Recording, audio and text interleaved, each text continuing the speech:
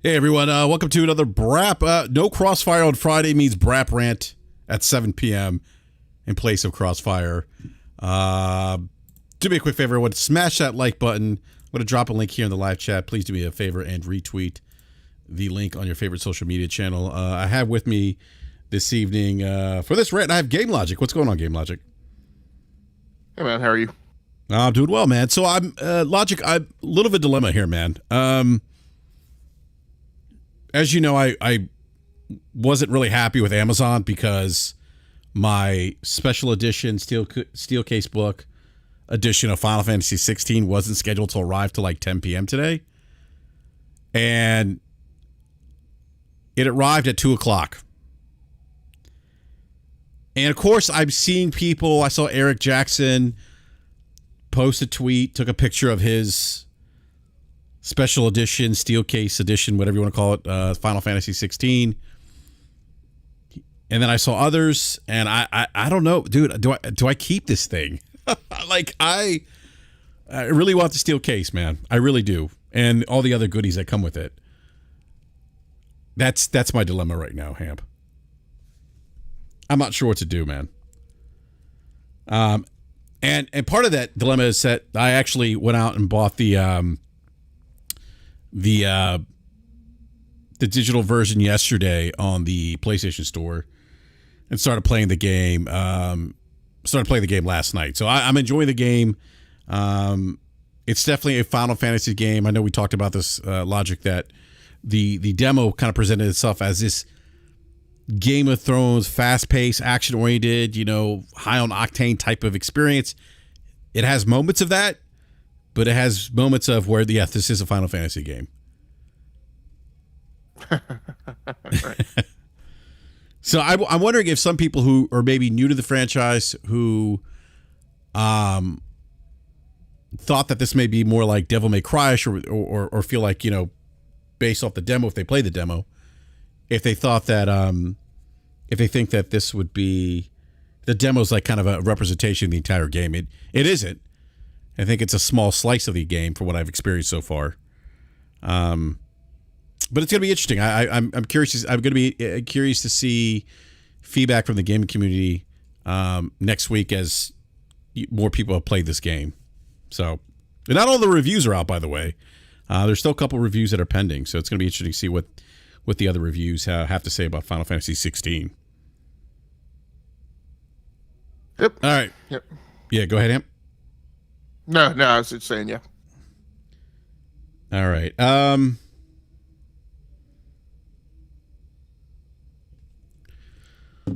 All right, so we got a lot to talk about tonight. Microsoft, the FTC injunction hearing kicked off yesterday, so we're going to talk about that. I also want to talk about the impact of the Xbox price increase in the markets where they increase price. Before we get to the FTC stuff, I do want to talk about the pricing thing, Game Logic, because earlier in the week we found out that they, in fact, Microsoft had raised prices of the Xbox Series X consoles in certain markets. And actually, I think most of the markets where the PlayStation 5 saw a price increase, and they also increased the price of Xbox Game Pass. They did not do that for Xbox Game Pass on PC, but they did do it for the consoles, for the regular Xbox Game Pass and Game Pass Ultimate as well. So, Hamp, what are your thoughts about this? The timing of this price increase for Game Pass specifically? Do you think that maybe this was done? Ahead of, Microsoft, assuming this deal does go through, the acquisition of Activision Blizzard, do you think that the timing of this is to get ahead of that? In the event, and I was kind of thinking about this today. I was thinking, well, maybe this was, the timing of this is to get ahead of that in the event that they acquire Activision Blizzard, and then if they did a price increase after that, then there's maybe possibly some backlash from consumers saying, "Oh, wait a minute! Now, see, you bought Activision Blizzard. Now you're increasing the price of Game Pass." What do you think about the timing of this? I mean, me personally, I think it's a bean counter thing. I just personally think somebody in accounting, strategic finance said, it was time to raise the price. That move was telegraphed last year. So believe it was just set on a clock to happen at a predetermined time, and that timer went off. Yeah, you're right. And I think Phil Spencer did kind of hint to that last year, that there could be some kind of an price increase down the line. And you're right. It could, it very well could have been the, what you call them? The bean counters? The bean counters. But do you think there'll be any impact? I guess I was also thinking about, do you think there's any impact in the markets, maybe negatively, where Microsoft struggled with this price increase? Are you talking about for the console or for Game Pass? For the console. Yeah, for the console. No, I mean, same thing that I said for the PlayStation console price increases, right? It's still a fairly highly desired item. It's still selling, pretty well in Xbox terms. So I don't know that there'll be any impact from them raising price. I mean, for areas for geographic territories where they're not selling well, I don't necessarily know that the increased price is going to cause them to sell any worse. For places where may not have any impact at all, because they're doing so bad. Right. For places where they're selling okay, like I said, I think when you pull apart the exchange rates on these numbers, they wind up being fairly small incremental jumps. And in a lot of areas, they are $50. They are 50 units of currency in the denomination of that country, but in many cases, with the exchange rates, they're not even 50 US dollars. And I didn't even bother to pull apart the numbers like I did with the PlayStation numbers, but in many cases, it's not even 50 in the denomination of that country. It all depends on what the set price was in that country at the time of the raise. So I don't think that the hardware shift will make much of a difference. Yeah. And and the thing with Game Pass too, I think was kind of, and I know we talked about this offline, but off air, I think one of the things that, and I agree with you on this point that I'm about to make here, one of the things that kind of surprised me about the price increase to Game Pass. Again, this is just based on my individual use case, like what my experience of Game Pass has been. I necessarily don't think they've really delivered just yet to warrant a price increase. And again, I know it's $1 and $3 for Game Pass Ultimate, but still a price increase. To me, the reason why I got into Game Pass, why I signed up, was for Microsoft's first-party content, more specifically AAA games, and I don't think that they have necessarily done a great job so far up to this point releasing those types of games into Game Pass. They just haven't been of the quality that I expected. So I thought maybe it was a little bit too soon for that in that regard for me personally. And then we have Starfield. I mean, Starfield's coming out. Starfield hasn't even landed, and they've increased the price. That comes out in September. So, do you think that maybe, if you look at it from that perspective, Hamp, do you think that maybe it was too soon for? And I know Phil Spencer kind of telegraphed this, and you talked about the bean counters, but do you think that maybe this was a little bit too soon, considering the content they've released on Game Pass? Yeah, I mean that's what we talked about earlier in the week, and I put up on Twitter. I mean, so I get that the bean counters, had either magical lines or magical KPIs that they were monitoring. Like if foreign exchange rates slip or slide like X amount, then then we pull the trigger on the price increases. But wait, Hamp, even with foreign exchange rates, I mean, Microsoft's trillion dollar company. Can't they just take the hit? I mean, right. that's what people communicate to us when the PlayStation increased the price of the PlayStation, or when Sony increased the price of the PlayStation 5. They kind of balked at the fact that we brought up foreign exchange rates. We talked about the impact of inflation to manufacturing and distribution. I mean, these are real things that impact pricing. But I'm sorry, go ahead. Yeah, no. Yes, that's the false flag kind of defense that a lot of people raised last year. But with Game Pass, what I said was, I would have. It should have been weighed whether or not, given the strategic marketing positioning of the company in comparison to the competitive positioning in comparison to PlayStation and Nintendo, whether or not, now was the right time. What were the optics on that?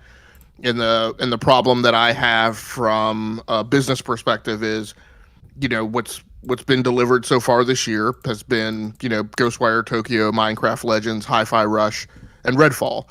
And that's not really necessarily a pedigree that's commensurate with increasing the price of Game Pass Ultimate. I think part of the problem with the optics on it is, as other people have mentioned, the incremental price increase to people who are already subscribed to Game Pass isn't that much of a difference. I think where it will weigh in consumers' minds is in two places. One, for people who are already subscribed, people have magical limits, right? And some people will have a magical limit that says, hey, $200, over $200 for a subscription to Game Pass. Yeah, that's too much. I don't care that it's $4 over. My threshold is $200. I've set thresholds for things like various PC components, right? When I go and I do a build, I'm like, I don't care if the market has shifted. I'm not paying more than X, right, for a given part. So people are going to look at that, particularly in a realm now where, it would be prudent. I'm about to do this exercise and I'm afraid to see the results, where I'm going to, go through all of my subscriptions that I have and look at exactly how much I'm paying out on subscriptions per year. Because I subscribe for things that aren't just entertainment. I also subscribe for like Adobe and Office 365 and my and Acronis and other cybersecurity stuff. So I definitely need to take a look at it, but it definitely bears in mind for most Americans to periodically do a spot check and see how much they're paying out on subscriptions. And like I said, $200 may rub somebody the wrong way. There's and I tried to mention on Twitter, I think it's a very nuanced conversation that a lot of people aren't going to get, but people also do these things where, they kind of put their thumbs in the wind and they do these comparisons and they go, hey, wait a second, that doesn't sit well with me. And when you look at the optics on this and you look at somebody who pays the annual pricing up front for PlayStation Plus Premium at $120 in comparison to somebody who's paying $204 for Game Pass, that may cause people to do a hiccup and have a gag reflex and say, hey, hold on a second. And so it would be very smart. One thing that could help the situation is Microsoft should institute annual pay upfront fee that is less than that $204. I think that would go a long way. The other thing I think where it's going to weigh is there are new entrants coming into the market all the time. There are new gamers coming into the market all the time. There are people going out and getting consoles all the time. There are people who are on the fence making their choice between PlayStation 5 and Xbox. And those people, some subset of those people are going to weigh, what is the cost of this console, given that I'm probably going to sign up for one of the subscription services. And if they do that calculus, right, it's going to come down looking like Xbox is more expensive than PlayStation, and there isn't really a great, easy, right, pictograph that explains to a consumer why they should pay more for Xbox Plus subscription. Particularly when, I hate ascribing to rumors, particularly rumors from so-called insiders. But if PlayStation is going to bundle the PlayStation 5 and have a SKU with 2 years of PlayStation Plus Premium, that's another big difference. And somebody commented on my timeline, well, it's not that much of a savings. And I think they were somebody from Europe, and they were saying it only saves you €40.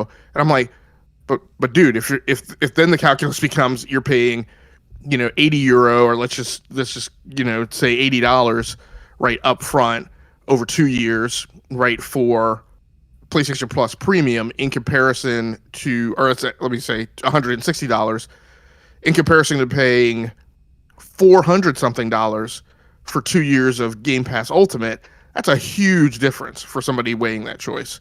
So it's going to be interesting to see how it comes out, particularly given that Matt Pescatella has said, that subscription rates, have stalled. I mean, so you're going to have a potential impact where you're going to cause a lot of churn. And churn is one of the things that has a negative impact on subscription services and the KPIs that they look at. And then you're going to cause a potential where, some of the market's going to do a knee-jerk reaction to, for new entrants coming into the market. Yeah, it's an interesting point about what Matt Piscatella said about the subscription subscriptions kind of hitting a wall. Excuse me, on consoles. Although Sarah Bond, I believe it was Sarah Bond, recently shared that I think we talked about this on BRAP on Wednesday, that year-over-year growth for Xbox Game Pass on PC was up about 46%. But it's going to be interesting to see what that price increase does to growth on the console side of subscriptions, considering what Matt said recently. So it's going to be interesting to see how that plays out. I mean, I think if Microsoft can improve the cadence of, in my opinion, AAA games, good AAA games, it may not even that. I think that by itself may cause some people just shrug their shoulders at the $1 increase for Game Pass or the $3 increase for Game Pass Ultimate, maybe. But I do think that hold on a second, Hamp. Never mind, just lost my train of thought. I'm sorry, man. My kids have interrupted me. Hold on just a sec here.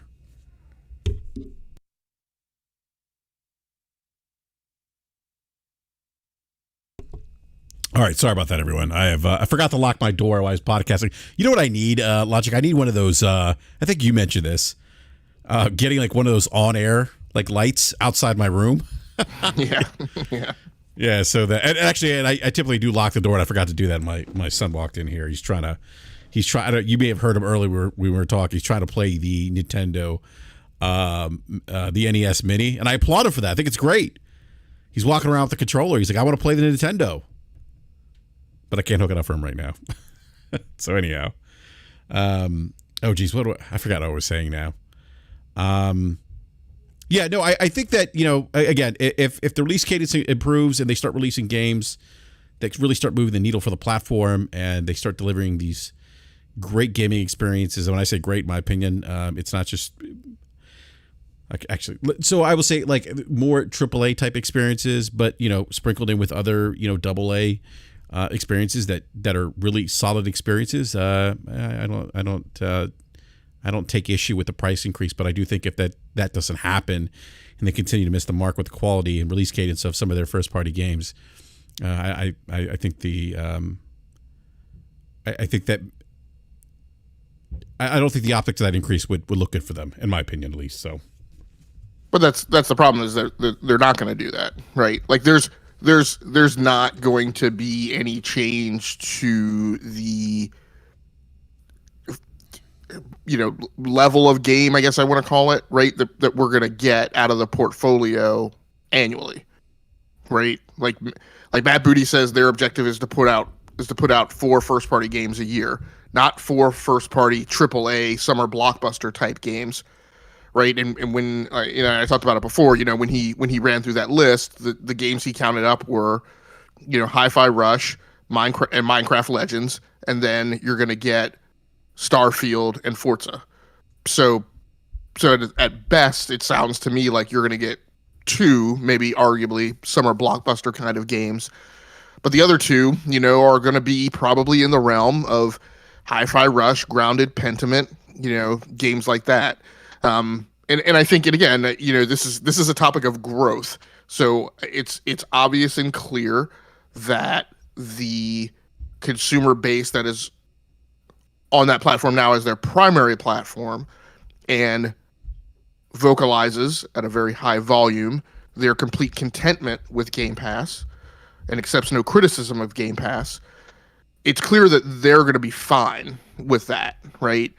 The problem and the question becomes, are new consumers, and to a certain extent, I do hope that there are consumers who are like that. I often talk about how, gamers, in my opinion, gamers aren't well rounded. They don't get around to a lot of, to a diverse breadth of types of gaming content.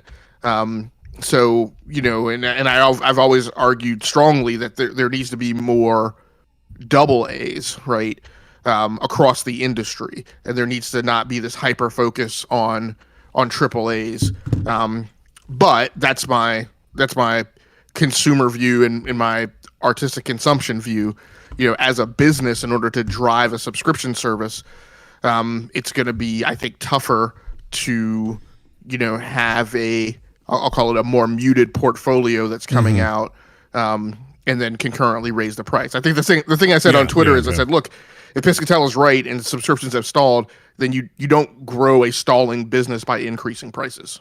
That's a great point. Usually, you'll usually offer a low bar of entry, which they have been doing for quite some time, but they've stalled. At least on the console side, they've stalled, according to Matt Piscatella. Right, and I mean they have other options. You can go the ad supported route, which could be another tier, right? That could be offered, or you go the Amazon route, which I think has worked out amazingly well for Amazon. And I'm not proud to admit that I probably fall for it, but Amazon spools up a bunch of smaller services at an increased cost, and then when it comes time to do a price hike, they say, "Hey, we're doing a price hike, but when you do this price hike, this other thing that we've been making people pay extra for, that's now going to be included." It's going to be bundled in, yeah. Right. I mean, they make it very attractive to stay. I mean, look, T-Mobile just did that with me recently. I was going to leave T-Mobile. Lo and behold, I found out that part of my T-Mobile, what I pay my T-Mobile plan, AAA's included. And I'm like, roadside assistance included in that? Like, what? Yeah, I don't want to leave now. But yeah, right. But yeah, no, that's a great example. Logic. Real quick, I want to introduce B Money. What's up, B? Going on, fellas? Not much, man. B, I have a quick question for you before I ask you. Before I get your thoughts on the what Logic and I are discussing here about the price increase to Game Pass and the Xbox platform, maybe the potential impact of that. But so I have a situation, B Money, where I had pre-ordered the collector's edition, steel casebook edition of Final Fantasy 16, and Amazon was telling me the day of release yesterday that my package wouldn't arrive until 10 p.m. Estimated arrival time 10 p.m. today, Friday today. So I'm like, you know what? The hell with this. I've paid $100. I'm going to cancel this order. I'm just going to return it. I got the digital version of Final Fantasy 16 so I could play last night. I played it, enjoying it so far. Then the package magically arrives at 2 p.m. today. And I see people picking up their special edition today. I saw Eric Jackson, big shout out to EJ, posted a picture on Twitter of his special edition steel case book of Final Fantasy 16 B, and part of me just doesn't want to return it, but I don't want to be 170 in the hole. I don't know what to do, man. What would you do in this case, sir? I don't know, man. You already bought a digital, so it's not like you can give that portion of the game back. No, I can't. I can't return it per the refund policy. But I also, if I do keep it, I could recoup some of the loss there by just trading in the physical disc at GameStop and getting credit for it. Yeah, you could do that. They might give me like $45 for the game or something. Right. Which, I mean, is that big of a deal to you? Or like, did you just want the steel case? I want the steel case, man. Yeah. So, I mean, if having a disc doesn't matter, then I would just do that. Yeah, and it's not just a steel case. It also comes with a map. It's like I think there might be an art book maybe in there somewhere. I think I got to go back and look. And there's some different things that you get. Anyhow, yeah. So B, what are your thoughts about the price increase with Game Pass? What Logic and I were talking about, and the increase to the Xbox Series consoles overseas? I mean, I don't really think of it as a big deal. Yeah. To be totally honest, I mean, in regards to the console, like, it's kind of to be expected, just because it's what's happening with just about every electronic device, or just really anything, throughout different countries, based on the foreign exchange rate. Prices are increasing to kind of, cover that. So that's not really a big deal. And then in regards to the Game Pass thing, like we all know that's inevitable. Like we knew it was coming. Whether it was now or after, some of the bigger games, like we eventually, I think the price. I mean, we've seen it with literally every subscription service, that we have, whether it's Spotify or Disney Plus or Netflix. They've all increased price, over time. So, I mean, to me, that's not really a big deal. I mean, that's something that happens with all consumer products. I mean, Jordans were $100, in the '90s. You know what I mean? Like they're $220 now. You know what I mean? It's not that much of a different product. It's not like they're using better leathers or making them in better factories. They all come from the same place, but the price has increased over time. So to me, it's not like a big deal. You know what I mean? It's just something it comes with the territory, and either you accept it and move on, or you find other means. Yeah, that's a great. But go ahead, Doug. If Nike had a subscription service so I could get Jordans. Oh man. Oh dude. I would pay a lot of money for that subscription service. Yeah. If they sent you one pair a month, for a subscription, hey, I would do that all day long. Yeah, especially could you imagine if subscribers also got head of the line privileges on drops? Oh, yeah. You know what? By the way, Logic, that is coming. That is coming. Yeah, man.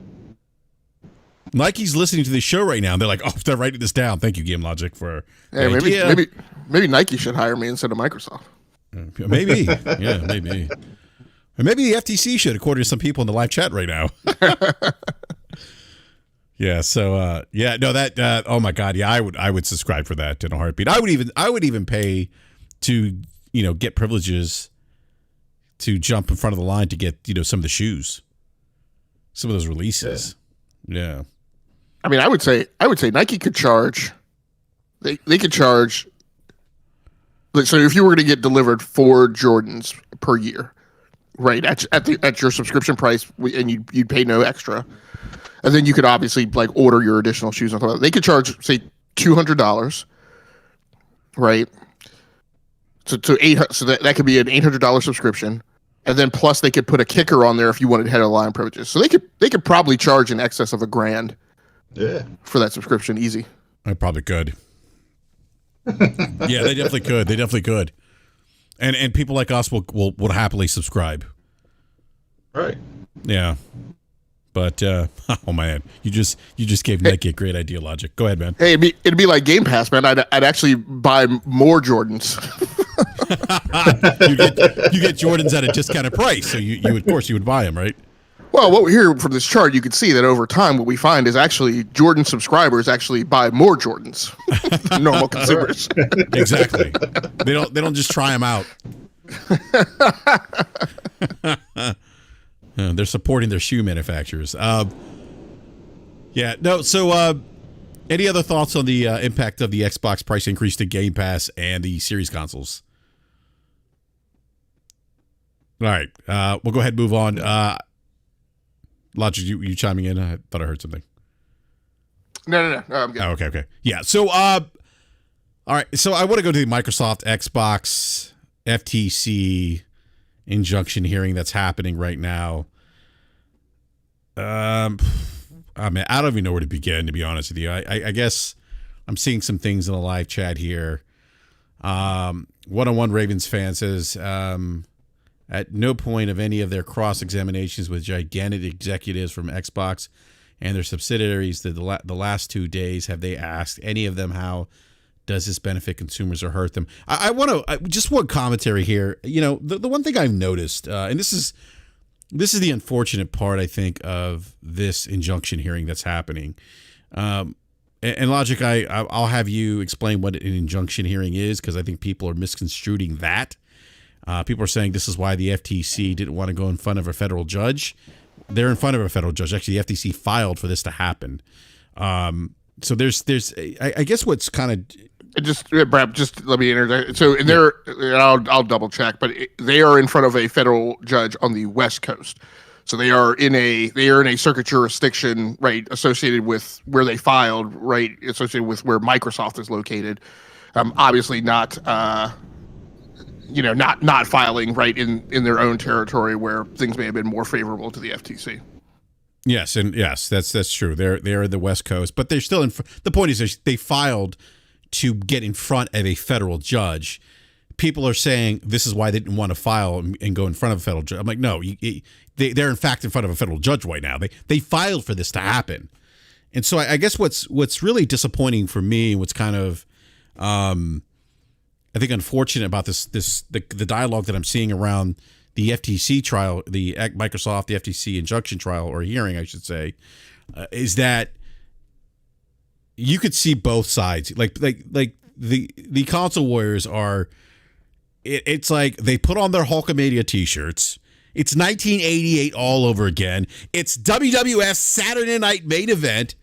People have their friends over. They got their PBR pop. They got their popcorn ready. They got their Hulkamania t-shirts. Their Macho Madness t-shirts. They're going nuts. They're going nuts. And it's it's both sides. You know, oh, the FTC is getting owned. Oh, the Xbox attorneys are having a bad day. People are making commentary on this like it's a wrestling match. You know, look, let the process play out. Let the process play out. But some of these people, I think, that are making commentary are waiting for this aha moment, like you and I talked about Game Logic off air.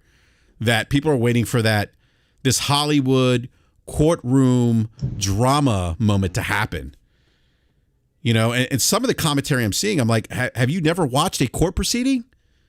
Someone's like, oh, the judge shut down the FTC. They told them they don't want to hear that. That's not uncommon for judges to shut down either side, whether it's prosecution or defense.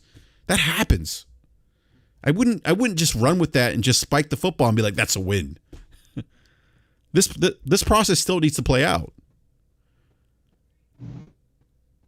And there's something else that I want to talk about here shortly too, and that is the FTC's definition of what was it? Luxury? Did they define it as luxury consoles? I don't remember the term that they used.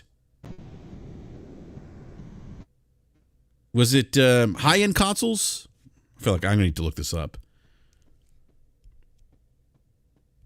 Let me see here.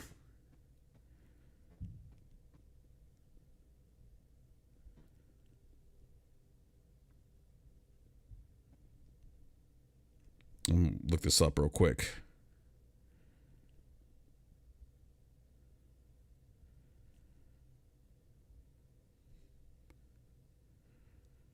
All right, because people were saying that the FTC's created a new console market that doesn't include Nintendo Switch. Let me see here. What do they call? Oh, they refer to it as the high performance console market. That's what it is. So I want to talk about that here in a second. But like I'm even in the live chat here, I'm seeing like 101 Ravens fan says the FTC's key witness from Stadia said cloud competes with consoles and PC. FTC's own witness destroyed their and the CMA's own argument. And I've been seeing that, a lot of that. I'm also seeing a lot of people, actually this conversation I had with somebody on Twitter who said the FTC's protecting these foreign invaders. So seeing some xenophobia around this, which is unfortunate. And then somebody's trying to mask that xenophobia as, oh, I believe that, that we should protect U.S. companies first. You know, that Sony is, and that's the other narrative, that the FTC is protecting Sony only. And part of, I think part of what people are missing here too is that often with this process and protecting competition, there's a trickle-down effect to protecting competition often being companies. There's a trickle-down effect to the impact of consumers by protecting competition or protecting those companies. And I think people are missing that point. Like RP Gaming says, good old JR screaming Stone Cold, Stone Cold, Stone Cold. That's what this has been like. Like I'm waiting for somebody to be like, "Oh, we got a slobber knocker here." That's what it feels like when I'm reading some of this commentary about the hearing that's happening right now. So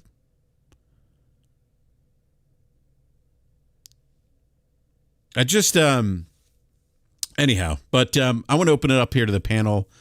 B-Money, I know that I don't think you've been really following you. I know we talked about this. You really don't care about this hearing per se, right? You are correct. I see.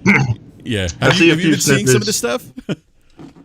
I mean, I see a few things like on Twitter, but like for the most part, I scroll past most of this stuff. Like, I really don't care. You know what I mean? Like, I can't wait until this entire thing is over.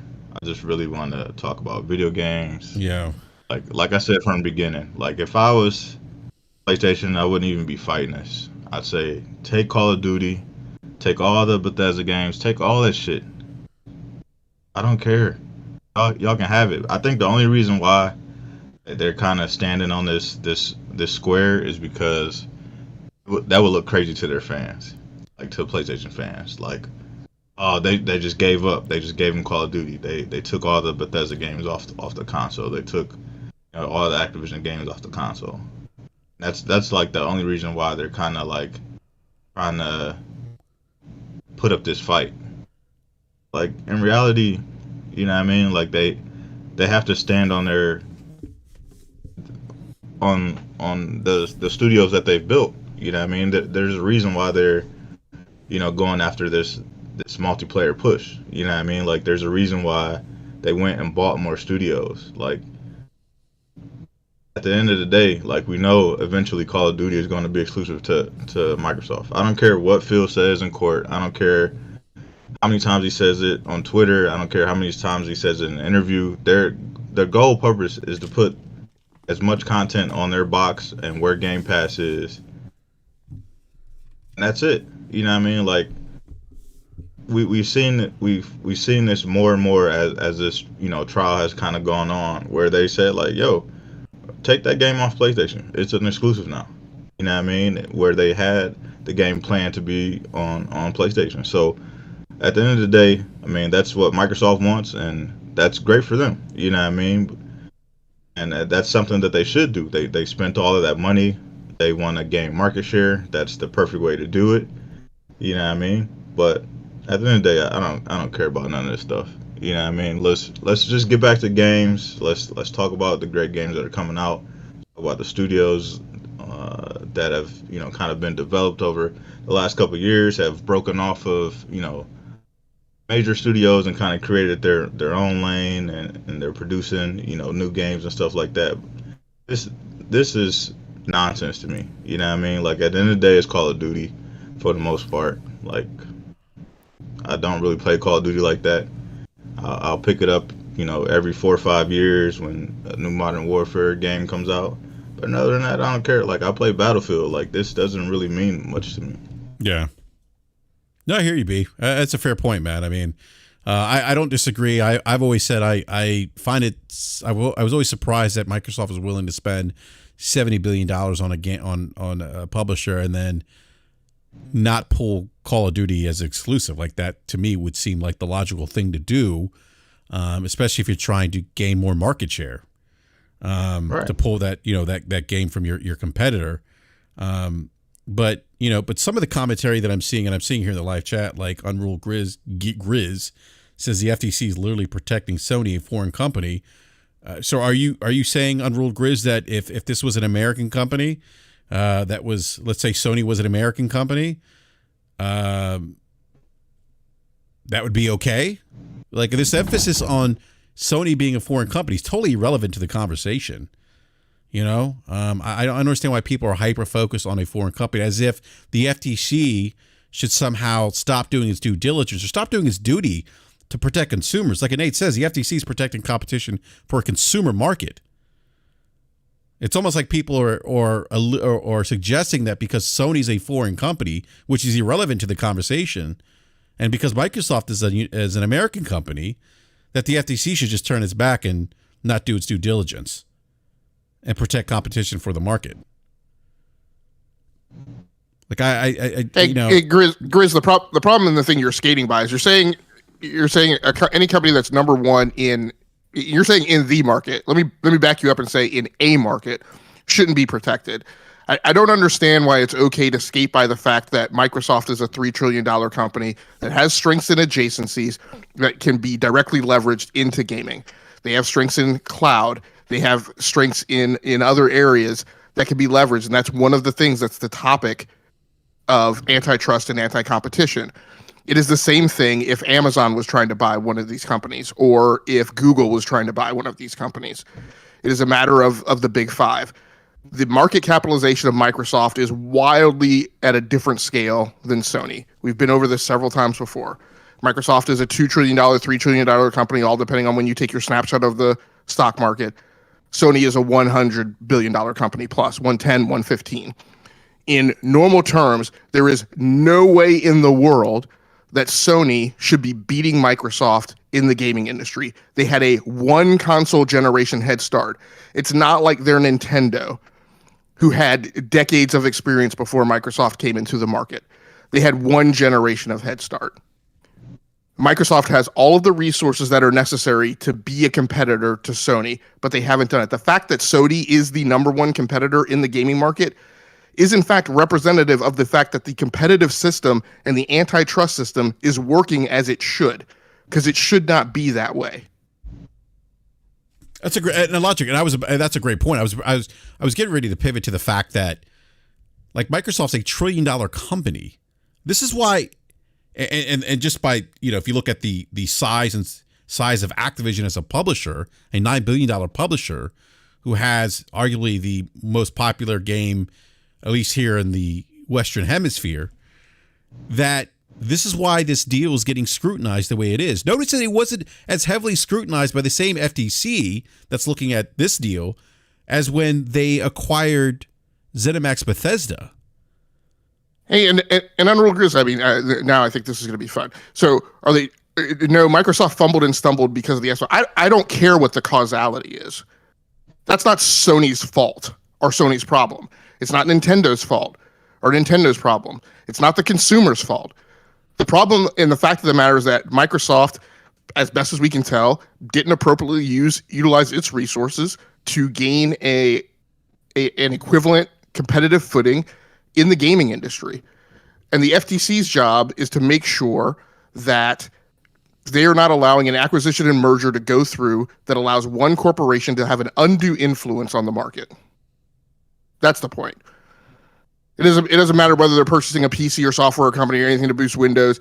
It doesn't matter if they're acquiring a company that's in one of those areas that they have a strength. The fact of the matter is that cloud is a market adjacency that can be utilized to strengthen their competitive footing in gaming. And so when you look at acquiring a very large publisher, right? Activision makes about $8 billion in revenue a year. So let's go back and cover some of the basics.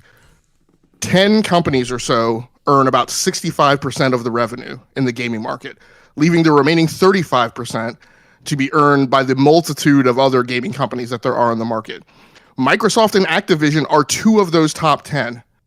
So we're talking about a merger and acquisition that is going to take 2 out of the 10 companies that earn 65% of the revenue and merging them, thereby decreasing the total number of very large suppliers that take up a disproportionate amount of the revenue earning strength in the market and collapsing them into one.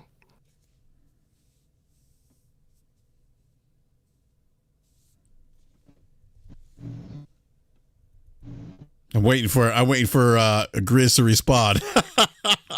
That's well said though, Amp. But that's something that we've talked about, and we've talked about this before. I think maybe Grizz is. I've never seen him in the chat. This might be the first time that he's listening, but we've talked about this a lot. Like, we've talked about this a lot of why this deal is being scrutinized. We're probably going to go back. So the comeback is Microsoft literally is offering cloud to every cloud market and console after the purchase, regardless, according to the CMA, FTC, blah blah blah blah. So Unreal Grizz, if you don't I shouldn't say that. So the problem with that tact and why it is potentially anti-competitive People blow by and they say, well, what they're going to do is they're going to take COD and they're going to distribute. That does not inherently add or accentuate or make better the competitive stance of the market. Call of Duty is one of the largest franchises at play in the market. The thing comes out in October, and in 2.5 months' time becomes the largest revenue earning title sold, blowing away games that came out in February. They're going to take that, and it has a legacy of 20 years of content that's been built up behind it.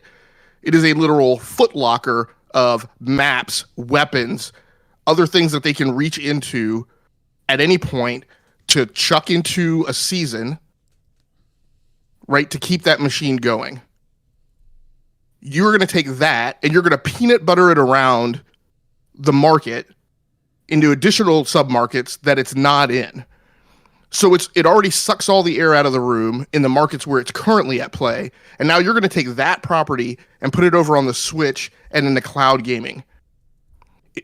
It should be a relatively short hop to understand that you're now taking an incredibly powerful competitive force and spreading it out further. And once you do that, the question I keep coming back to, and I apologize for people who have heard this over and over and over again, is, okay, once you do that, what competitor is going to bother putting the resources in to making a competitive PvP shooter that now has to compete with Call of Duty in more places than it already currently exists? Yeah, and this is why when we talk about economies of scale, this is what we're talking about too. Why would EA bother putting resources into that? Why would Ubisoft bother putting resources into that? One of the things that needs to be understood in terms of the competitive PvP market is, and I've said this before too, again, I apologize to people who have heard it, is there's only so many of those games that are gonna take up space on the market, right? Because one of the inherent portions of that design and engagement and the reason why people are attracted to them, gamers coming into the market want to be where the most players are, right?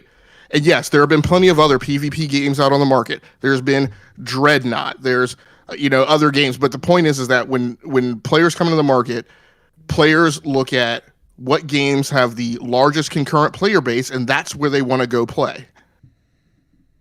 And so an EA or an Ubisoft or somebody going out and making, sometimes people constantly point back at PUBG. Like, PUBG is likely not to happen again.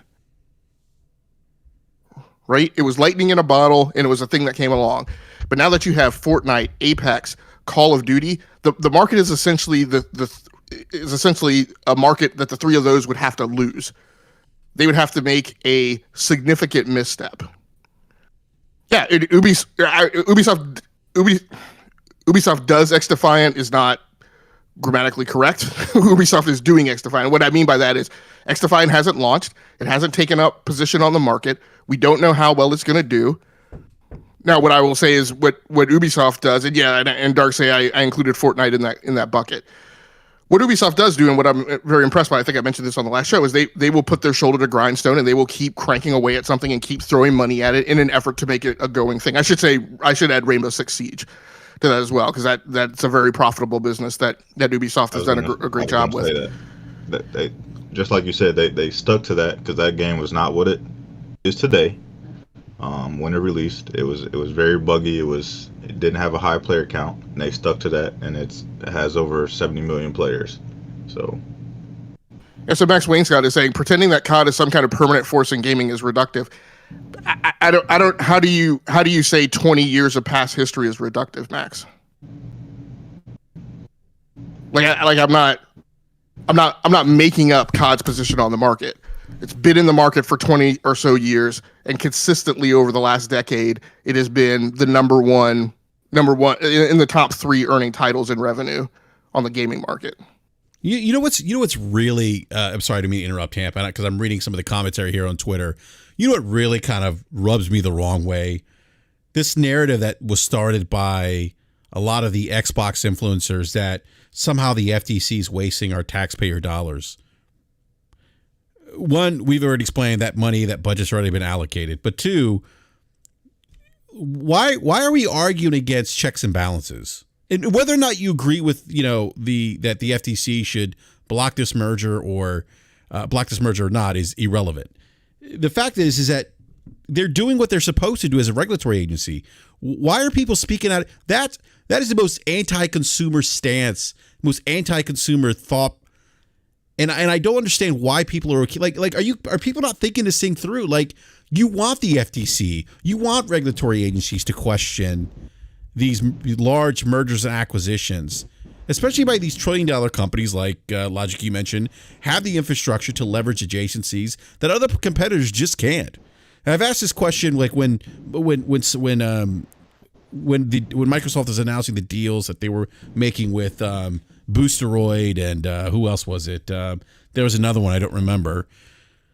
And they were like, this is creating competition. How? I mean, how is Boosteroid going to be able to compete at scale with Microsoft with cloud infrastructure? What other companies compete at scale with Microsoft with cloud delivery? Name them. You can name them on one hand. Would the feelings be the same if the roles were reversed? If PlayStation was buying this and Microsoft was fighting it, would everybody be up in arms saying that they're wasting the taxpayers' dollars? No, they wouldn't. No, they wouldn't. No, they wouldn't. No, and part of it. Why is it okay for one company but not okay for the other company? Well, B, regardless of where they're from. B, someone's going to respond to be like, why is it okay for Sony to get exclusives and not Microsoft? that's the other thing too. It always has exclusives, and they've been doing exclusives since they were born. Go back and look at history. Every generation they've had exclusives. So when people say like, "Oh, PlayStation has all the exclusives," Microsoft could do the same thing. Just like we mentioned multiple times, they're $1 trillion company. Phil Spencer has been in charge over there for many years now. Yeah, he has stated that that's not something that he wanted to do. That was what he stated to his fans. That's the business model that he wanted to follow. If he doesn't want to do, pay for exclusives and have exclusive content, that's his business plan. You cannot fault PlayStation for doing what works for them. Two different companies, two different philosophies, two different business plans. That's all it is. You can't be mad at PlayStation for doing what they do if CEO of your company is saying that that's not something that they want to do. Yeah. Right. So Unruga says ABK joining Xbox by math and data doesn't make a monopoly. You may think it's anti-competitive when it benefits everybody. Close to 40 government agencies all approve the deal. So the problems I have with your statements are number one, I didn't say monopoly. So it should be understood that there is antitrust and there's anti-competition, and those are two slightly different things. I don't necessarily think that it's anti-competitive. I've asked you guys the question, and I've often asked the question. I go back to the comment you're making now. When it benefits everybody, how does it benefit everybody? Making COD available for cheap in a bunch of different places doesn't necessarily benefit everybody when it's only accessible if you're going into Game Pass or if you're a subscriber to those specific services, and that isn't in every consumer's interest area. And again, I walked you through a very hyper-specific case of how that will make competition bad, will limit choice, reduces the total number of suppliers in the market. In your last statement, close to 40 or over 40 government agencies all approved the deal. I don't care. Like that little Tommy did something over in the corner doesn't mean that is what the other kid has to do. As I stated on Twitter today, each regulatory agency has a responsibility, has a mandate to make its decision about what it needs to do for its country. So I don't care that 40 other government agencies approved the deal. The CMA has to decide what they're going to do within the context of what's good for the UK. The FTC has to make a decision about what it's going to do based on what's good for the United States. That's a great point. And what a lot of people don't realize, what we've talked about on this show, is that some of these countries don't have technology companies at scale that or software development companies that make games where they feel they need to protect the interests of those companies that are headquartered in their countries. We've talked about that on the show. So Unruga says, Microsoft, we want Microsoft to compete. Microsoft competed. Everyone gets mad. It's hypocritical. Let me flesh out what else I said in that same tweet. What I said was exclusive deals are not illegal. That is a fact. Acquisitions are competing. That is a fact. A company acquiring another company is an acceptable means of competing. That is a legal method of competing. So your statement that Microsoft competed, everyone gets mad, that doesn't include me as a subset. And the third thing that I said, right, which I just mentioned before, is now some mergers and acquisitions are illegal and can be declared so and can be blocked. And that's what each agency needs to decide. Again, this is not the conversation we had when Microsoft bought Bethesda. This would not be the conversation that we would be having if Microsoft was going after a smaller publisher outside of those top 10 that earn 65% of the revenue in the market. It is a matter of those very large competitors, in my mind, who have a disproportionate competitive stance in the market, right? Merging each other. I don't want Sony to acquire Activision either, right? If anything, the thing that I've predicted would happen, and I also don't think is good, is that those next tier third-party publishers who are outside the platform owners, your Ubisofts, 2Ks, Activisions, etc., that they will decide that EAs that they need to merge in order to remain competitive. But I also don't think that that's healthy for competition. Well, no, because that could potentially kick off mass consolidation in the gaming industry, and mass consolidation really doesn't benefit consumers. That's the other part of this conversation. While everyone's puffing out their chest and being like, "Yeah, the judge owed the FTC," and they're downing a couple PBRs, eating popcorn, and got their Hulkamania T-shirts on. They're not thinking about the potential consequences to this. What the impact this could have to the industry. Like, look at other, God, I feel like I talked. Yeah. Well, look at other industries where mass consolidation has happened. Look at the telecommunications industry. Look at the ISP industry, cable providers, where mass consolidation has happened. Explain to me how those consolidations have benefited consumers. I'll wait, because they haven't. I want to go back to something here. I think Grizz is saying this isn't illegal. That's the irony.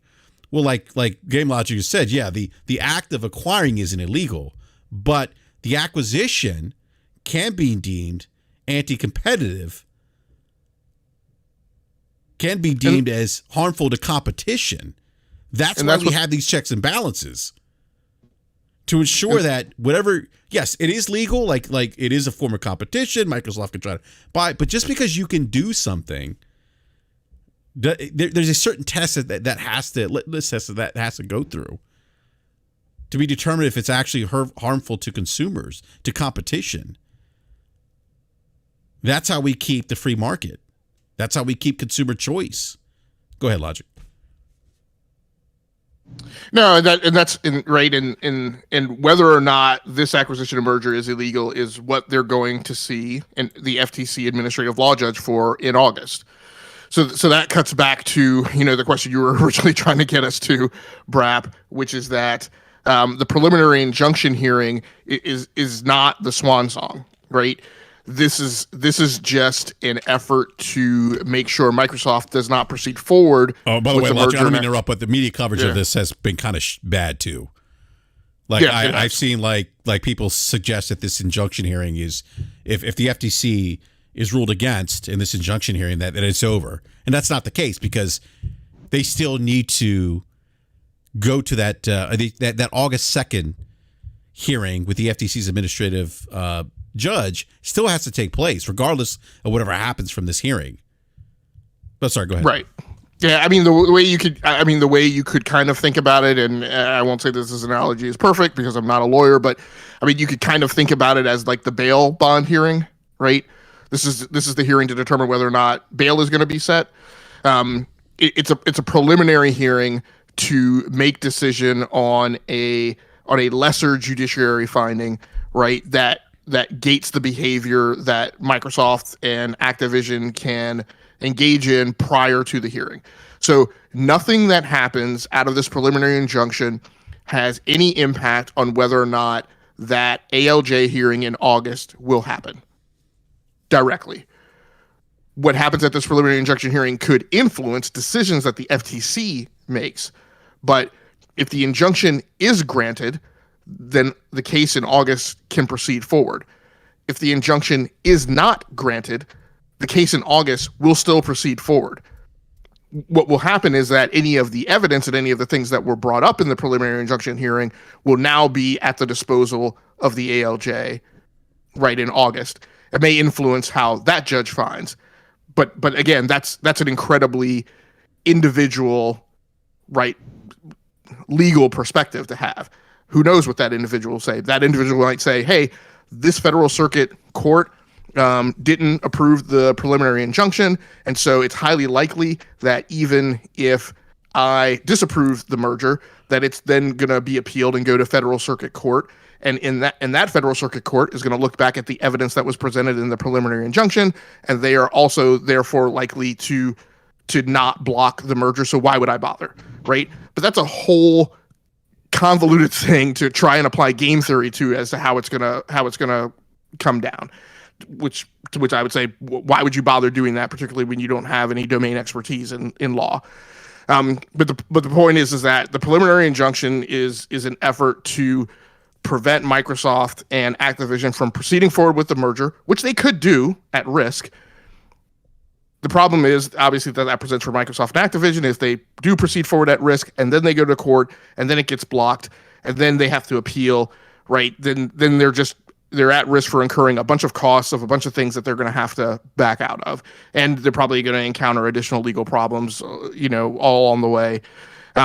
So, obviously, the way most companies would play it, they would probably not necessarily bother, but the FTC is trying to make sure that door is closed. Yeah.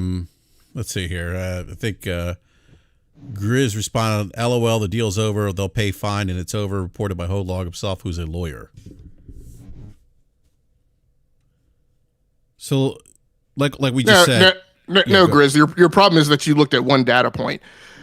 What Microsoft has said is if the preliminary injunction is granted, they will likely pull out of the deal. Their lawyer has attested that as well. What I am saying is that there is no legal tight coupling between the regulations that says if the preliminary injunction is handed down, then the deal is over. And it's not even an option for Microsoft to pursue it.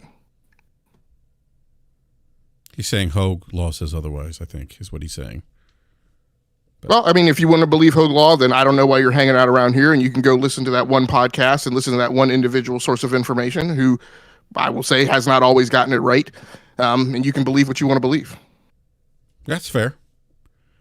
But again, I mean, I think what he's missing is that, yes, while even if the injunction doesn't go in the favor of the FTC, Microsoft still has to go through that last hurdle in front of the FTC's administrative judge.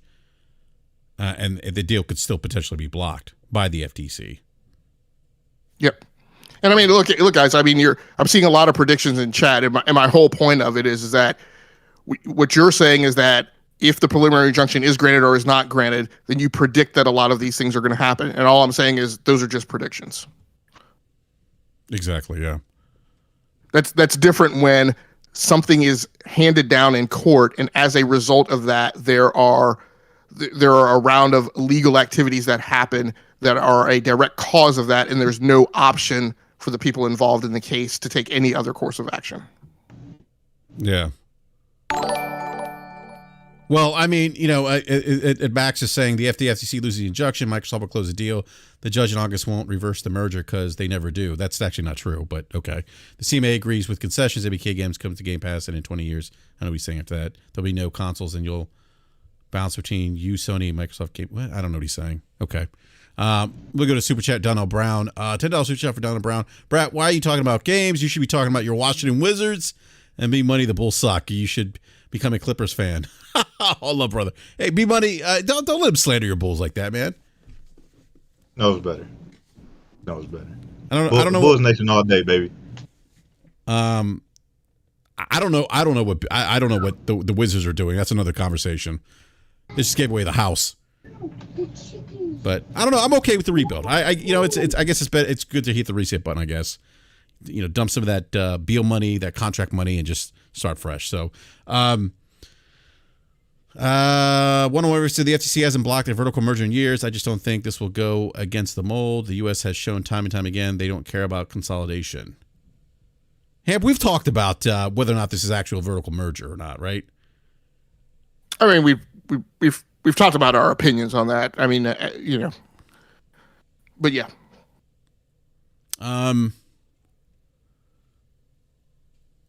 But look, I will say this. I mean, I think the unfortunate people are making a lot of definitive predictions, and I would say just let the process play out.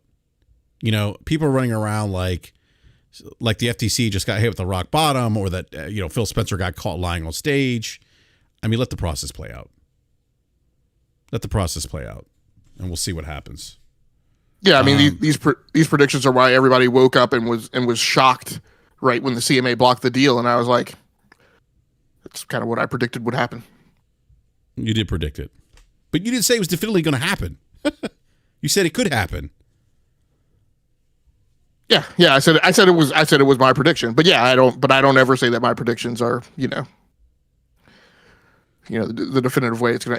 I'm not gonna die on that pillar. Yeah.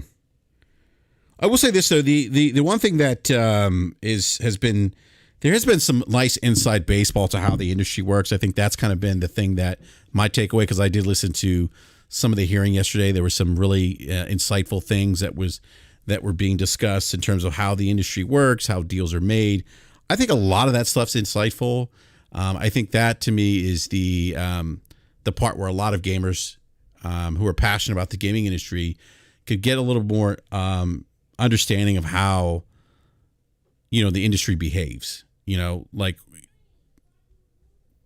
Sarah Bond said, hey, we do exclusives because we want our consumers they're consumers that have purchased our box. We want to feel like they've purchased something special, right? Because they have access to content that's not available on other platforms. Because I've heard people make the argument that what Sony's been doing is also anti-consumer because they're locking down third-party deals or making it hard for Xbox to compete. The reality is that is a practice behavior that's happened. Since the time I've been gaming, 40 something years, that's been the case, where platform holders have made exclusive made deals with third-party publishers to put games either as timed exclusives or games as exclusives. Period. It's not anything new. It's been a staple of the industry. So I don't understand why this. Well, I do understand why, but anyhow, I do think there were some interesting things that have come out of the hearing, but I think unfortunately maybe some people have kind of glanced over that because of the console warning stuff over this hearing.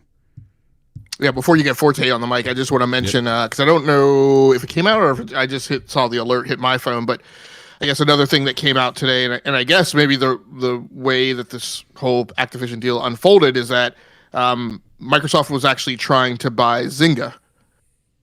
So the real strategic decision that they had made was that they were going to go get into mobile, and they were going after Zynga, but Take-Two kind of beat them out in that competition. And they also mentioned that, we looked at Zynga and we were mulling it over, but we just didn't really feel that Zynga had the scale to do what we needed to do.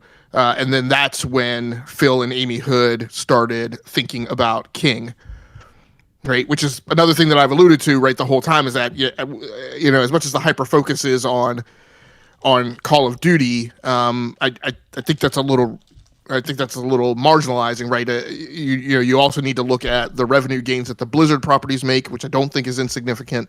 But then you also need to look at King. And in my mind, King is really the critical piece that Microsoft needs to get out of this, maybe even more so than Call of Duty, but maybe they need both. But I've been saying for a long time that, what they really want is their foothold in that mobile space. And that looks to be what this nugget that came out of the hearings today has kind of proven out. Yeah.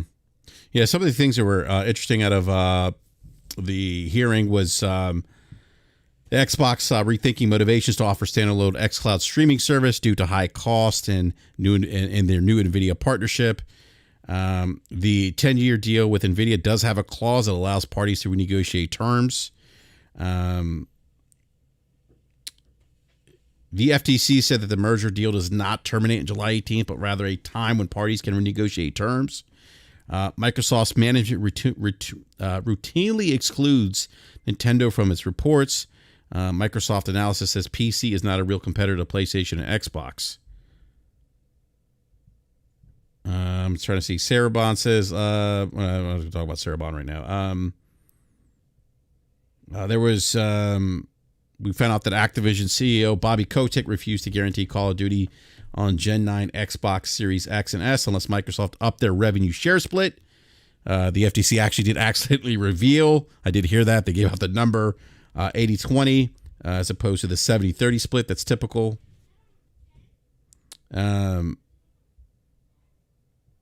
Microsoft said that the Xbox has a small proportion of the PC market.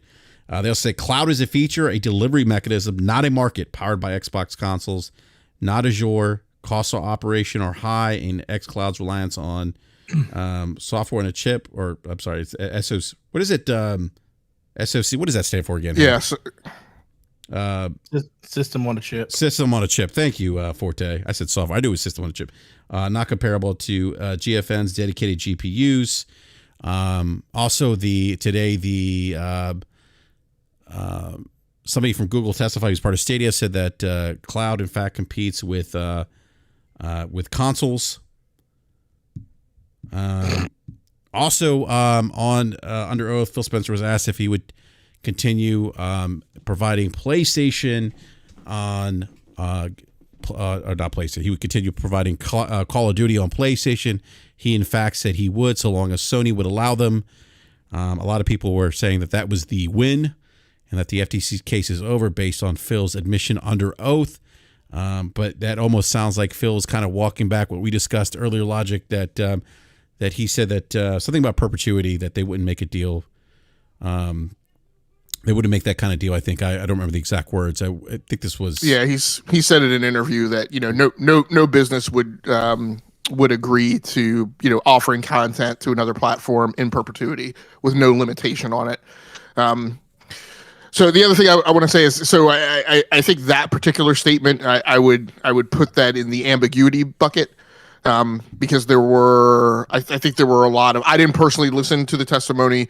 There were a lot of, there were a lot of points in that whole line of questioning where it was, Phil stating that he would continue to offer it to PlayStation 5 versus offer it to PlayStation.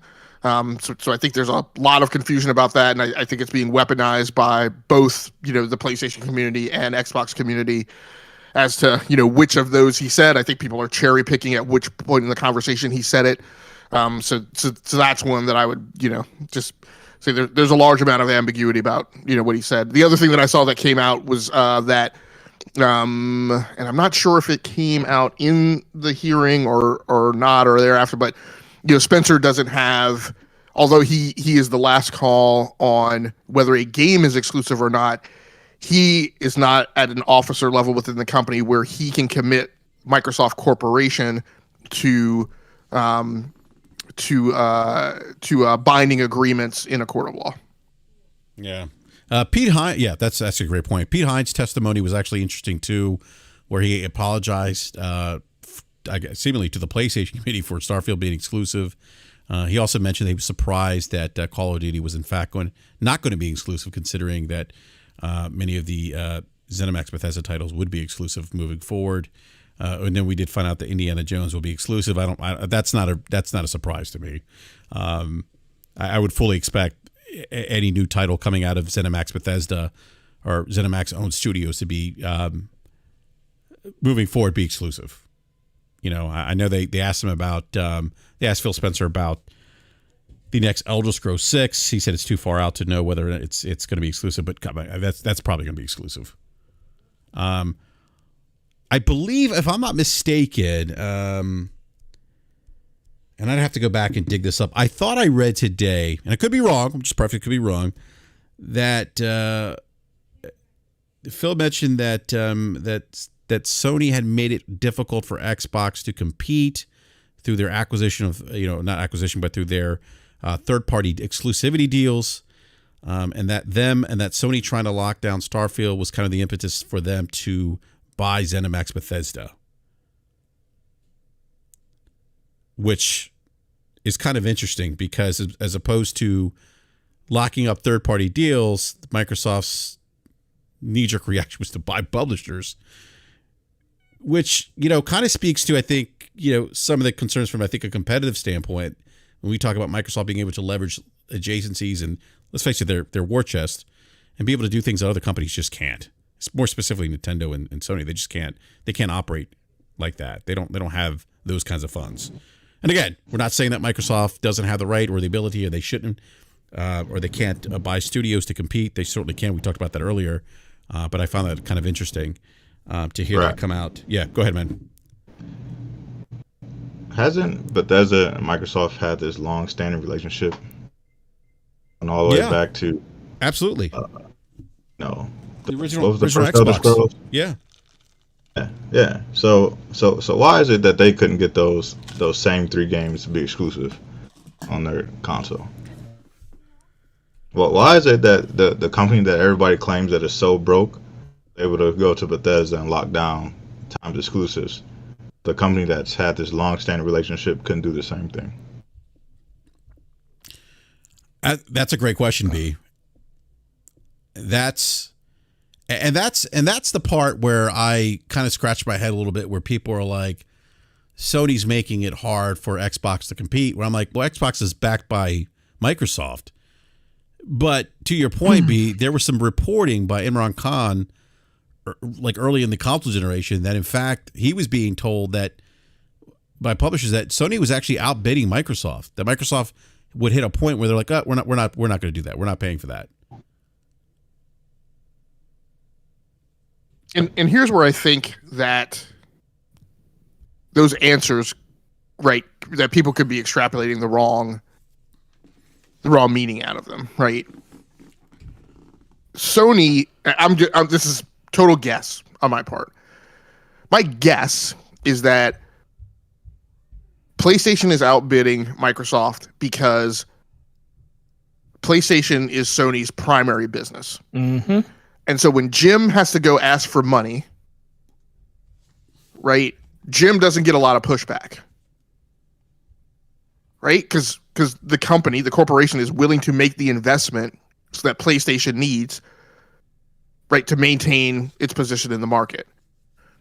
While Phil has been elevated to EVP and now he's CEO, I don't know. Up until now, my feeling is that when he was going to ask for resources and money to make exclusive deals, he wasn't getting it until they were so far behind that he and Satya got together and decided that, it was okay to take $70 billion out of the bank and go make bigger things. Maybe that was an I told you so moment from Phil. Like, hey, I told you guys, if we had been given the money to get these exclusive deals, we wouldn't be where we are now. Now we are where we are, and now we got to go buy Bethesda. And oh, by the way, now we need to make an even bigger jump and go after Activision. Maybe. I don't know. Yeah. I always kind of figured that was kind of the What's up, Forte? thought process. What up, though? I came on and I was like, oh, no Crossfire. And I said, oh, BRAP's live. Okay, cool. Oh, you were going to go Crossfire tonight? No, I was going to be there because I was off today, but okay. That's fine. I'd rather hang out here with you today. No, man, I kind of thought the same thing. Man, come on. No, I love Mooch. Mooch knows I love him. I'm just, I miss Crossfire on Wednesday, so it's like a makeup. You miss BRAP on Wednesday. Oh yeah, I miss BRAP on Wednesday, so yeah, so it's a makeup day. And so Slow-Mo. I don't know where Slow-Mo was. Is he okay? Is he okay? I'm worried about him, man. No, he's good. I don't know what he's been doing. I know he's been sick, kind of like he was sick before the show yesterday. Bro, and Forte, he's always sick. Yeah, you know why he's always sick? He always capping on Twitter. That's what that is. But you know what? Twitter make you sick when you do that all the day. You know what? Man's not even here to defend himself. He's sick because he never sleeps. The body needs rest. The body needs rest. It needs sleep. I'm sorry. Go ahead, Forte. No, but I was going to say, ever since Phil, with that statement where he's talking about never wanting to buy exclusives and have exclusives, like buy exclusives away from other platforms. Like they'll buy publishers and they'll do all of those different things where they own it. But it's always been about, I think earlier in the generation, like 2014, 15 and stuff, when they did try to go get that money, I think it's kind of a situation like Logic was talking about. They just didn't have the support, like the ultimate support like they have now. And I do think at a certain point when they had that sit down, he sold Satya on the dream of that service base, Microsoft and Xbox coexisting. And then that's when you started hearing Phil start talking about, I'm not going to pay for exclusives like that. If it's basically Game Pass or bust, and companies weren't willing to just put their games into Game Pass. That was kind of what Xbox was looking for. They had a couple of marketing deals where the game didn't have to be inside Game Pass, Cyberpunk and stuff like that. And then some of the Assassin's Creed games. But for the most part, if you look at the portfolio of all the games that they kind of marketed and they did a lot of stuff with, that stuff ended up in Game Pass day and date for the most part. It was more that ended up in there that didn't end up in there. So I think that's how the money was being spent. They was like, okay, well, we don't care about taking the game from somebody else. We just care about it being in this service, because that service is going to be the thing that we feel like is growing the number to like kind of differentiate ourselves from the other platform. And now, like Logic said, they're at a point now where we got to buy Bethesda because we're so far behind. They literally in 2014 only had 4 first-party studios. I think only probably 3 or 4 at that time. Yeah, I think they got down as low as 3. Yeah, they was down to 3 after they closed Lionsgate. They were literally down to 3 studios, and then they made that big infusion and jumped up to 18. And then they added those extra 5 in 2020, or I got it backwards. They had 8 going into 2018, and then they got Bethesda right after that. Then that took them up to the 23 that they're at now. But I just think in general, that's kind of just what's been happening. Sony has always been the backbone. I mean, PlayStation has always been the backbone for Sony. Like when they were selling buildings and shutting down divisions and stuff, that was all basically to make, keep the company alive, to basically make make PlayStation even stronger. That's kind of how that all played out for them. Yeah, I wouldn't say always, for a very long time, and for unfortunately, not always. That's what I'm saying, for a very long time. Exactly. Yeah. For unfortunately, with the youth of gamers that we have in the space now, that I think sometimes render a lot of the opinions maybe not known to the past history. That pivot came about 2011-ish, like kind of as Kaz was rising to power.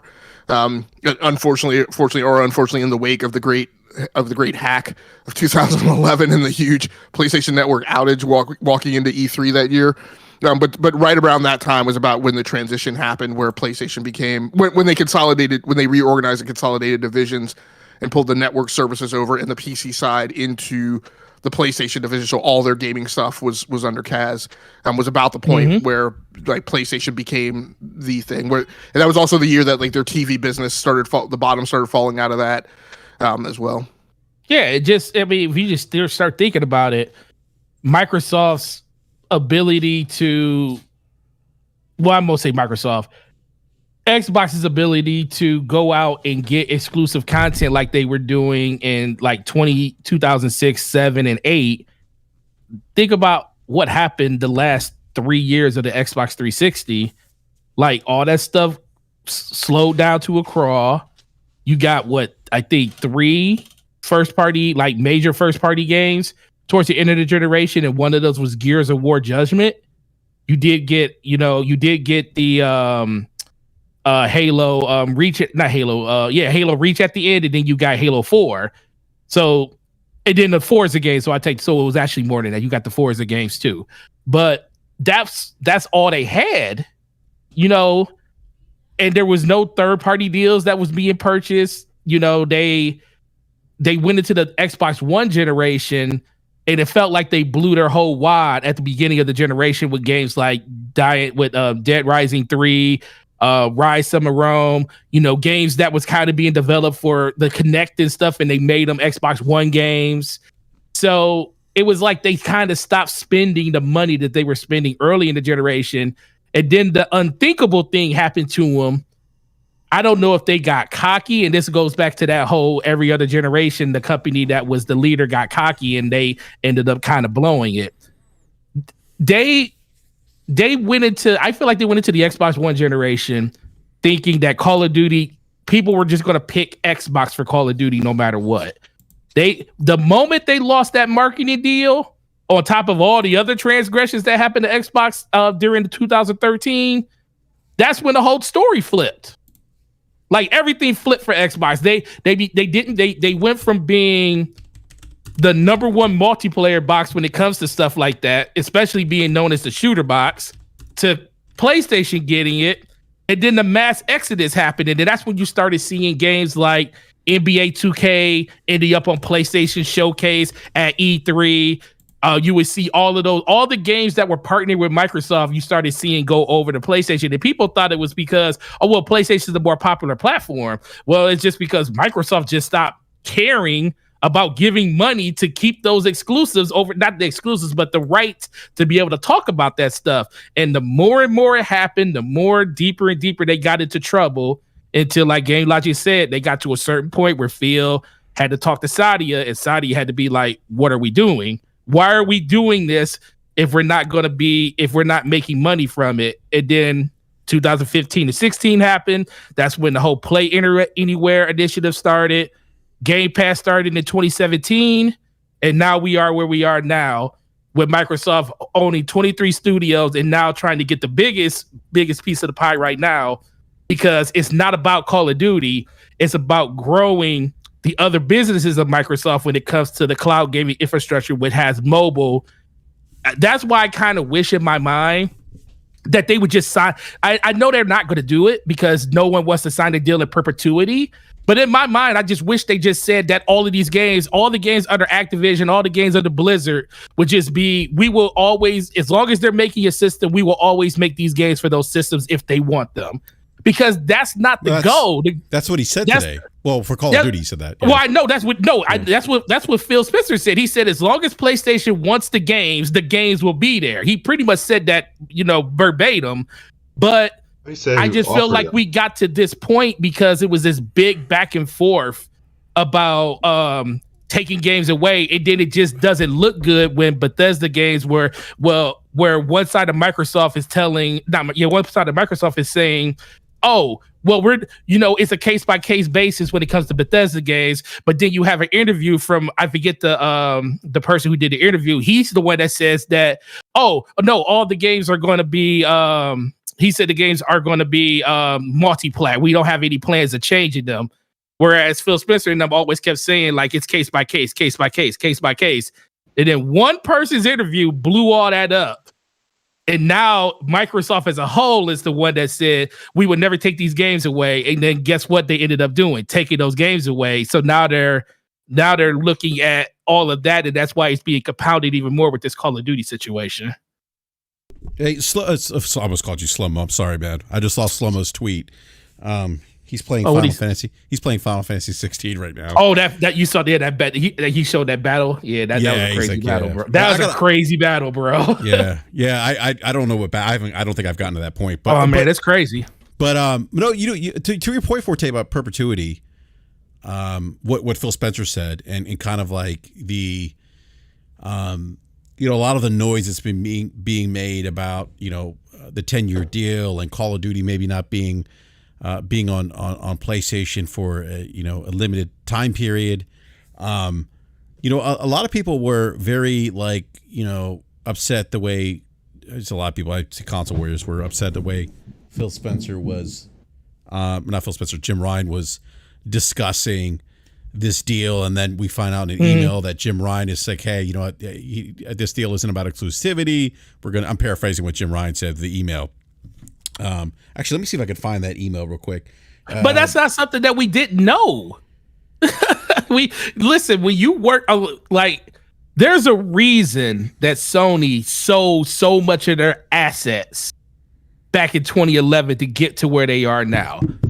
Yeah. Because they were already on the brink, and they made they made strategic business decisions under PlayStation to get PlayStation to where it is now. Now, if PlayStation ceased to be what it is under the model they have right now, who knows what the ramifications of that is? So I expect I hate the whole pondering thing where they say, oh, it's about this and it's about that. No, you don't want them to get this. You really, truly don't. It ain't got nothing to do. You really don't want to sign no deal. You don't want to do this. When that whole thing came out saying, I just want to block your deal, absolutely believe that. They don't want them to have Call of Duty. They don't want them to have Activision. They don't want to have them have anything because they don't. We always kept saying, what does Microsoft look like if they decide to put the full force of Microsoft behind Xbox? And nobody ever thought that would ever happen because Xbox has always kind of been the second-rate child of the bunch. And half the people, well, not even half, 3/4 of the people that are on the board at Microsoft wonder why Xbox was even still there. Yeah. But now that kind of changed because guess what? They have a real big seat at the table. They're literally on the executive board. So, and I think Activision, one good thing that comes from it, if they do get it, they don't have to hide what Xbox is anymore if they get this deal, because all that revenue that's generated by just one game from, Activision and, games like Diablo and all the services they got when it comes to World of Warcraft, and then the mobile side with Call of Duty Mobile and all the mobile games they got under King and stuff, all that stuff will funnel under the Azure network. And guess what? I guarantee you at that point, they will start separating Azure and the Xbox gaming division, and you will actually see that the gaming division is doing so much better because one entity is literally making it so they're making more money than they're losing at that point. Right now, they're not talking about it because they can't. They will never separate that because I feel like they're losing more money than they would have let on. But Microsoft as a whole is so big that they could just absorb that, in perpetuity if they want to. But I think they just don't want to do that anymore. So this is kind of a part of a deal just to make Xbox feel stable on its own right now. And that's why I think they're not going to let this deal just go unless they just want to take the penalty and walk away from it. So real quick, I want to go back to kind of what you said earlier, Forte, about Jim Ryan and the deal, the 10-year deal and everything, perpetuity. One of the things that came out was the email where Jim Ryan says, "I'm pretty sure we will continue to see Call of Duty on PlayStation for many years to come." He also said that, where is it here? It's not. He also said it's not an in regards to the ABK acquisition. He said it's not an Xbox exclusivity play at all. They're thinking bigger than that, and they have the cash to make moves like this. I've spent a fair bit of time with both Phil Spencer and Bobby Kotick over the past day. I'm pretty sure we will continue to see Call of Duty on PlayStation for many years to come. We have some good stuff cooking. Keep your eyes peeled. I'm not complacent, and I'd rather this hadn't happened, but we'll be okay, more than okay. And so, I think one of the things kind of interesting about that kind of contradicts a little bit of what Kotick has said publicly. But I think that this is, if you're the CEO of an organization, this is the kind of conversation messaging as leadership or as leader that you would probably have. And then externally, you're going to go kicking and screaming because you're going to try to get a deal that benefits your platform. I mean, that's ultimately what Jim Ryan, that's his goal as CEO. I mean, same thing with Phil Spencer. His responsibility. Exactly. Yeah. You've talked about that for what you expect them to do. Yeah. And go ahead, B. Man, that's what I've been saying from the start when everybody's like, "Oh, why is he trying to block it? Why is he trying to block it?" That's his job. That's what he's supposed to do for his company. It's the same thing you would do for your company. It's what he's supposed to do. And just like I said before, they can all be cordial behind closed doors. At the end of the day, business is business. Exactly. Say personal. It's not personal, but Bill has to think about the health and the wealth of his company, and Jim has to do the same thing. And Bobby Kotick is right in the middle. Yeah, he's just looking for the fat bag. Wherever the bag is going to come from. He's rubbing his hands, B buddy. Yeah. He's cool with if PlayStation's gonna continue to send the market money over there, and that ensures that his game continues to sell. He's cool with that. If he's gonna get a big bag from Microsoft, he's cool with that too. Like he's just a fat cat in the middle, waiting for his payday. Basically, yeah, exactly. Either I'm going to stay on as the CEO if this doesn't go through, and Microsoft's going to give us $3 billion as compensation for the whole thing, or Microsoft's going to get this deal to go through. I'm going to get bought out of my contract, and I'm still going to get money. No matter. Either way, I win. Yeah, and but that goes back to my point. Like if Jim Ryan, if he's kicking and screaming, which again he's trying. We said this on the show as this throughout the last year or so, that his job is to do what's in the best interest of PlayStation, and he's probably trying to drive some kind of desired outcome that is better than the initial deal that Microsoft had offered PlayStation for Call of Duty. Remember, first it was 5 years, now it's 10 years. Now you have Phil Spencer on the stand saying, "Hey, I'll put Call of Duty on PlayStation so long as they allow me to." Maybe that's perpetuity now. If that is perpetuity, then we could maybe, and if that's better than what was offered. Exactly. So that is what Jim Ryan's purpose was. That's my point. Like Jim Ryan, if this is an assumption, assuming that what Phil is saying is that, hey, we're going to actually give them a deal regardless, so long as so long as PlayStation says we want Call of Duty, then Microsoft will continue to honor and deliver Call of Duty. That's different from the 10-year deal, in my opinion. And that is the outcome, and that's a better deal for PlayStation, presumably, than a 10-year deal. Yeah, and I believe, and that's absolutely true. But the funny thing is, I've never thought that Call of Duty isn't the only game I feel like Phil would do that with. I think if Microsoft had the ability to throw all their games, their first-party games, on PlayStation, I think they would, because it's all about having the games everywhere. If they could just sell those games over there, I think they would. But the conversation is all the way. Well, I don't know if PlayStation may not want a game like Halo or something like on their platform or something like that. I don't know why they wouldn't. I mean, I can kind of guess why they wouldn't. But I always had this feeling, especially since like 2018, that when Phil started that whole, we want people to play where they want to play. Especially when the whole conversation with the Switch came up with games going over to the Switch and everything. I always thought that he would do that with any of the games. I just think it was like a lot of pondering with this whole Activision deal, whereas nobody's going to come out and say, we're just going to give you this. And I do think that Jim Ryan played his cards right, was like, listen, we already got the 10-year deal on the table. We can always sign that, but I ain't trying to sign that if I know I can get more. And if now you got Phil Spencer pretty much coming out there saying that, as long as you want it, you got it. Yeah. So where do they go from here? Yeah, and that's different. That's different. Again, assuming that Phil exactly means what he said there. But yeah, I one thing that I just saw in the live chat here. Actually, let me get the super chat real quick from Bruh Man from the 5th floor. That's funny. Bruh Man. Bruh Man with. You gotta say it. You gotta say it just like Martin says it. I bro. can't do it like Bro Man. Bro Man from the 5th floor. Yeah. What you doing in my refrigerator eating my sandwich? $5 super chat. Jim Ryan's email doesn't mean anything when Microsoft can always change how they do Call of Duty. You don't want your competitor controlling your money stream. Thank you for that super chat, bro man. But someone in the live chat also said, oh, shoot. Hold on. I got to find it because it has to do. Oh, here we go. Scott Free said people say Nintendo doesn't compete, but they sell more hardware and software than both. Sounds like competition to me. So that's something else I wanted to talk about here quickly. I definitely agree with that. Because the FTC, the best on the market.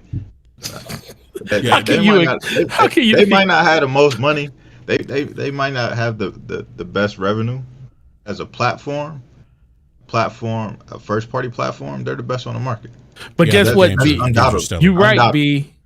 You're right. But I guarantee you, if you was to separate the dollars and the cents just in the term of gaming, Nintendo got more money than both of them.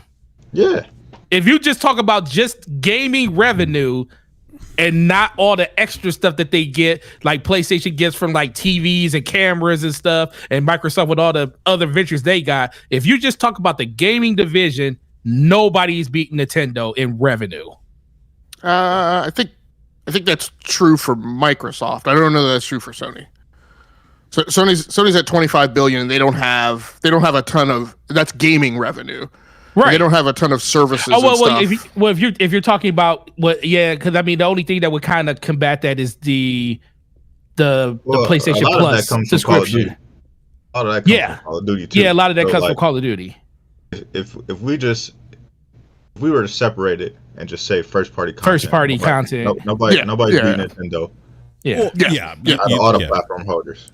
You know what I mean? Yeah. So like, if we're gonna factor in the third party stuff, like it's kind of hard to include Nintendo because they don't get all the third party. They don't get all the third party games that everybody else get. You know what I mean, multiplayer games that are available where they can get all this extra revenue from passes and all this other nonsense. If all that stuff was if we were on the same playing field and all that stuff was available, Nintendo would slaughter everybody.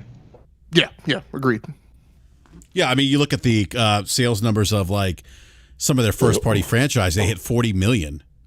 You know, like I mean, Tears of the Kingdom is the fastest selling Zelda. PlayStation and Nintendo would jump off the building if any of their games sold 40 million.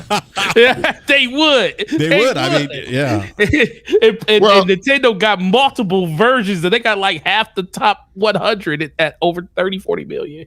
Well, it depends on where we're vectoring based on that finding, right? I mean, that fact is also Nintendo's Achilles heel, right? That fact is why they don't get a lot of third-party support, because people will say, I don't know that I'm going to put a ton of effort into deploying onto the Nintendo platform when my biggest competitor on the Nintendo platform is Nintendo first party. Yeah, that's true. Yeah. Yeah. No, I mean, you look at the sales data, it backs that up. Yeah. And Xbox is going down the path of having the same problem with Game Pass. Yeah, but that's an interesting conversation that we should save for another show. People don't want to buy games. Well, I ain't gonna lie. There's been many games that came out, and I was like, I don't know if I'm gonna buy that. I think I'm gonna wait. By the way, Forte, I need your advice later on. Just remind me too when we go off air. Okay. Yeah, because it's gaming related. But all right, so you're good. It could be anything. And I bring the Nintendo. It's about making love. I'm just joking. Oh no, not that. I'm joking. I got a wife. No, not with you, man. No, I got a wife. I would not even entertain that. I wouldn't even entertain that until you play B Money in basketball. Oh, B's ducking me right now. Oh shoot! Good God! Yeah, right. we know that ain't true. Oh man. Yeah, I think NBA 2K23 is actually part of PlayStation Premium now, right? It is. Okay. You could have got it as a free game a week ago. Like a month ago. All right. So the reason I bring up Nintendo is because one of the things the FTC has done with, they basically have isolated Microsoft and Sony. This has been a conversation that I've been having on Twitter, but I've been having with Slow-Mo as well.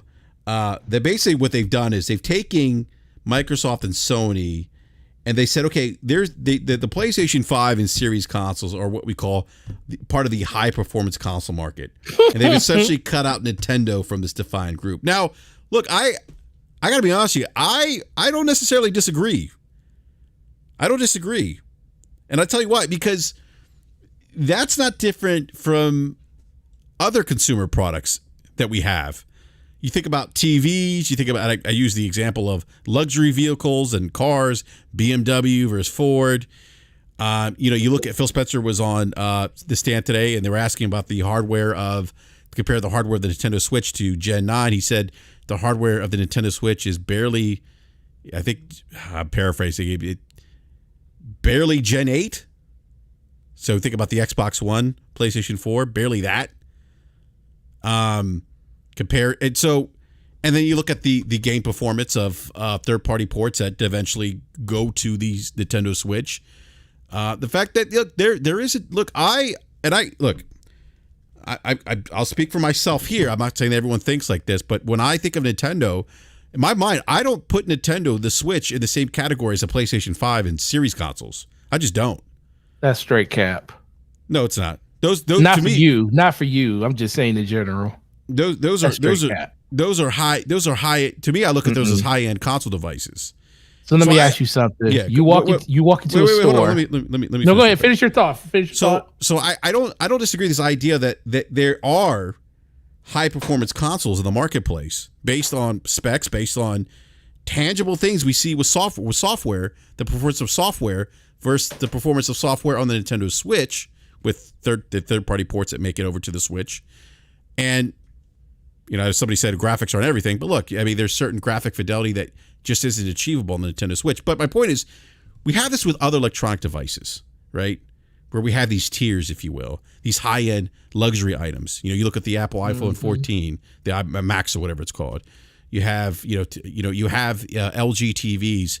You have the OLEDs that are like $2,000, $3,000 that are 4K TVs, right? You have vehicles that are luxury vehicles. You have economic vehicles. This idea of tiers, I don't think is like I could see how this works in the console space. I think that because we haven't had this conversation before, or this hasn't been something that's been brought up, I think maybe this is why we're having this discourse about whether or not Nintendo is. No one's saying that Nintendo isn't a console platform, or isn't or doesn't provide video games. One of the things that I've been saying, well, no, they all play video games. Well, that's true. But that's the point isn't that they play video games. The point is that there's a tier of higher end units versus something that's more lower end in terms of specs. And again, I would say we see this with other electronic devices, with PCs, with GPUs, with CPUs, with cars. I mean, you can even look at quality if you want to. I'm going to use a food analogy here because normally we'd be having Crossfire right now. Mooch would probably at some point use a food analogy, but even with restaurants, you have different levels of quality between, like a Ruth's Chris versus McDonald's. I mean, there's just differences there, right? There's tiers. There's, higher end experiences. We have it with clothes. We have it with shoes. We talked about Air Jordans earlier. I don't think that that's necessarily totally out of the realm of possibility within the gaming or the console space that actually, in fact, exist. We just haven't defined it as such. I'm going to let somebody else go first. I think that's goofy, to be totally honest. You know what I mean? Like, at the end of the day, they're all consoles, and they all are consumer electronics. It's cool that we have. There's iPhone 14, like you said. There's 2 or 3 different models, or whatever the case may be. But at the end of the day, it still boils down to be iPhone 14. Either you get extra camera or whatever the case is on the higher, forming unit or whatever. At the end of the day, it's iPhone 14. The guts in it are iPhone 14. People who are buying it are using it as a phone. I mean, like, to me, a console is a console. Like, if we looked at the player base on Steam and look at what most people have as a GPU, it's not a 4080. It's not a 4070. But B, wouldn't you wouldn't you agree though with even GPUs? I mean, there's tiers, and even with the iPhone, there are tiers. Okay, that's my point. Tiers, but like I'm saying, if you look on Steam, most of the people have a lower level GPU and are accessing the same content. But what difference does a tier give you besides having the game perform better? But Nintendo doesn't. No, Nintendo. Yeah, but Nintendo doesn't get every game, but they still get third-party content. But they also don't get every third-party content because of the limitations of hardware. PlayStation doesn't get every third-party content. Neither does Xbox. They have exclusive content. What does that mean? But Xbox does it because of the issues they've had with sales. But let me ask you something: does high performance normally cost more? Yeah, series. It absolutely does. Yeah, it usually costs more, right? Well, we got a Nintendo Switch OLED out there for $350, and how much is the new Xbox Series X all black edition cost? $500. No, Xbox Series S. Oh, S $350. $350. Oh, they're price aligned. I'm in one system. But it's a Series S. But again, the Series S is the lower end model of the series consoles. But it's still considered. It's still part of the high performance system, though. If that's what they're characterizing high performance systems, that system is in line. And honestly, that system was actually less than the OLED up until recently when the new version comes out in September. But you also got to factor Nintendo's able to charge that price because of the demand of the platform. Enrique. Yes. What's up? Gamer MD. Oh, what's up, Doc? Can I put my 2 cents in here real quick? Go ahead. I'm sorry, party, but it's like, so here's the whole entire thing, right? Like, when did Sony and Microsoft stop making cross-platform games? Oh, they're still making them now. Right. I mean, sorry, disregard. Cross-gen games. When was the last time they made cross-gen games? They're just now stopping. Yeah. Horizon, cross-gen game. God of War Ragnarok is a cross-gen game. You know, these are Harry Potter, like the Legacy of Hogwarts is a cross-gen game. Like, all these games are cross-gen. So it's disingenuous to say, well, you know, Nintendo is technically last generation when both Microsoft and Sony were making games concurrently for the PS4 and PS5 and Xbox One X and the Xbox Series consoles. So, you know, I don't understand why people are so hard pressed and trying to delineate and say Nintendo needs to be, well, you know, they don't count. And I'm like, that's absurd. I'm not saying they don't count. What I'm saying is that there's different tiers of like other consumer products where, you know, you have $2,000 4K OLED televisions. Those televisions don't perform, or like for example a 4K, you know, TCL isn't going to perform on par. We shouldn't be comparing consoles on a dollar amount, though. No, but what I'm saying, but I only mentioned the dollar amount. The dollar amount. Well, no, that's because everything you're talking about, like you're saying, like a car. But that car is only going to be better because you spent more money on it. But put the specs and the performance of software, and you'll see that there's a difference there. Let me put it this way. Even with GamerMD, even to your point, you talk about the cross-generational stuff. There's performance differences on PlayStation 5 versus PlayStation 4. The performance. Let me give you a better example. That's the point, though. Hold on a second. Yeah, go ahead. Listen, if I tried to, you know, if I gave you a basketball and put you on a court with LeBron James, that man will dunk on you all day, every day, and make you renounce your religion, right? Because he's that much better at basketball than you are. But at the end of the day, he's still a human being. He's still a man. And you guys have that in common. So it's the exact same concept here. It's like, you've got different variations. You've got different variations in hardware and specs. That's where this definition comes into play, because there are variations, and that's the point. And the difference I would take with that analogy is, for instance, LeBron, and I'll put it in maybe baseball terms because that's maybe a little easier. LeBron is the equivalent of a player who's playing in the bigs, right? BRAP is the equivalent of a player who's playing down in the farm league. And clearly, those two players don't command the same value on the market, and actually aren't competitive products, if you will, in the same market. Because if I'm going to try and fill a hole in my roster for somebody who is capable of playing in the bigs, I'm not looking down at the farm league roster. But are we saying that Nintendo? But are we saying Nintendo's not capable of playing? I just want to go back to let me just put an analogy forward as a Q&A to walk everyone through to try and maybe pull some of these things together. One of the things that I think we're not you guys, but I think in general the conversation is falling down on is this effort to ground down on the semantic of market, sub-market, sector, and I don't necessarily know that's that important. What I think is true is look at it from the consumer perspective and look at what are acceptable substitutes. And so one of the questions is the Nintendo Switch an acceptable substitute for a PlayStation 5 or an Xbox? For some consumers, it is. For a lot of consumers, it isn't. Same thing with a vacuum and a broom. For some consumers who are price constrained, a broom is an acceptable substitute for a vacuum. However, we definitely consider vacuums to be in a separate competitive market, right? So it's a matter of, as you go across the spectrum of commoditization towards high-end product, that there are points where you jump the shark and you start talking about different segmentations of different consumers. And I think all that's being said is that there is a segment of the market that is focused around high-performance gaming, just like we have HPCs in the compute market versus general desktop versus smaller levels of compute. And for customers in those markets, the conversations that are happening now with the FTC around Call of Duty and that content is primarily pertinent to the discussion between high-end console gaming. And particularly around the console platform owners is therefore only really impactful to PlayStation and Xbox.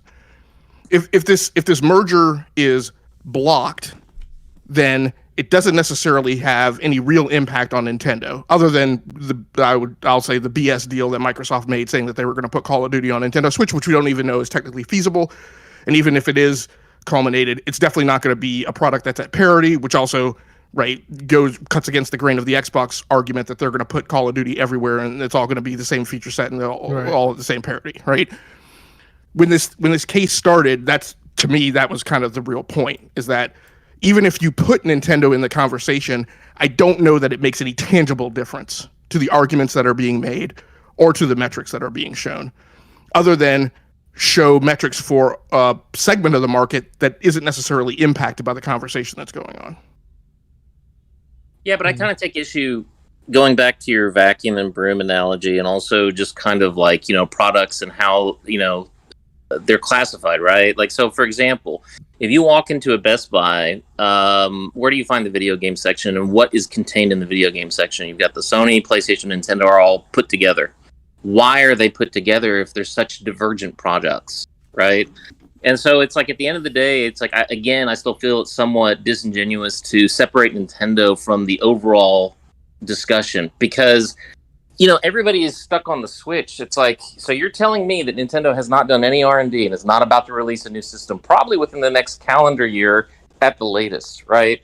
So when that happens, then can Nintendo come into the conversation, or do we have to, basically, people don't want Nintendo to be brought into the conversation because they're number 2 in the market.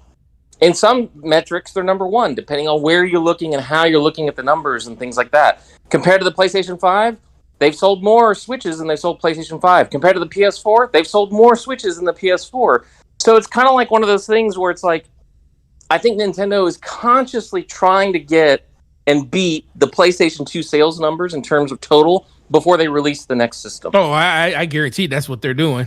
Yeah, That's why but they've also characterized themselves as deliberately and consciously not competing directly against PlayStation. No, a lot of these arguments to me don't really hold a lot of water. No, I don't right? think it doesn't matter how they characterize themselves. It's a matter of how the trade organization is looking at market segmentation, and that market segmentation, in my mind, definitely does exist. Yeah, So, I'm not saying gamer. By the way, I'm not making the market segment. Okay, clarify, right? So when you talk about the different segments in the market, what are the different segments in the market?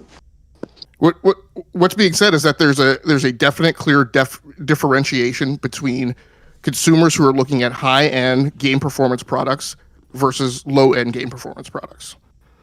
I think that maybe in terms of the hardcore gamer, I can see where you're coming from on that. I think in terms of the casual gamer, I disagree, because the casual gamer is going to pick up whatever they look at. They're not spec people. They're going to be like, I like video games. I like playing this video game. So they just pick it up. They don't look at it. So they're going to go into Best Buy, or they're going to go into GameStop, and they're going to ask, hey, what should I get? And theoretically, hopefully, the GameStop employee or the Best Buy employee should have some level of questions around them about what their budget is and what their requirements are. Exactly. Like, I mean, are you an Animal Crossing person ultimately, or are you a Diablo? But that's my point, Gamer MD. Like, there's a market segmentation out there. There's a different addressable market. That's my point. I'm not saying that Nintendo isn't a gaming console. They don't make video games. I'm just saying, look, that this idea that there's a market segmentation in the console space isn't out of bounds.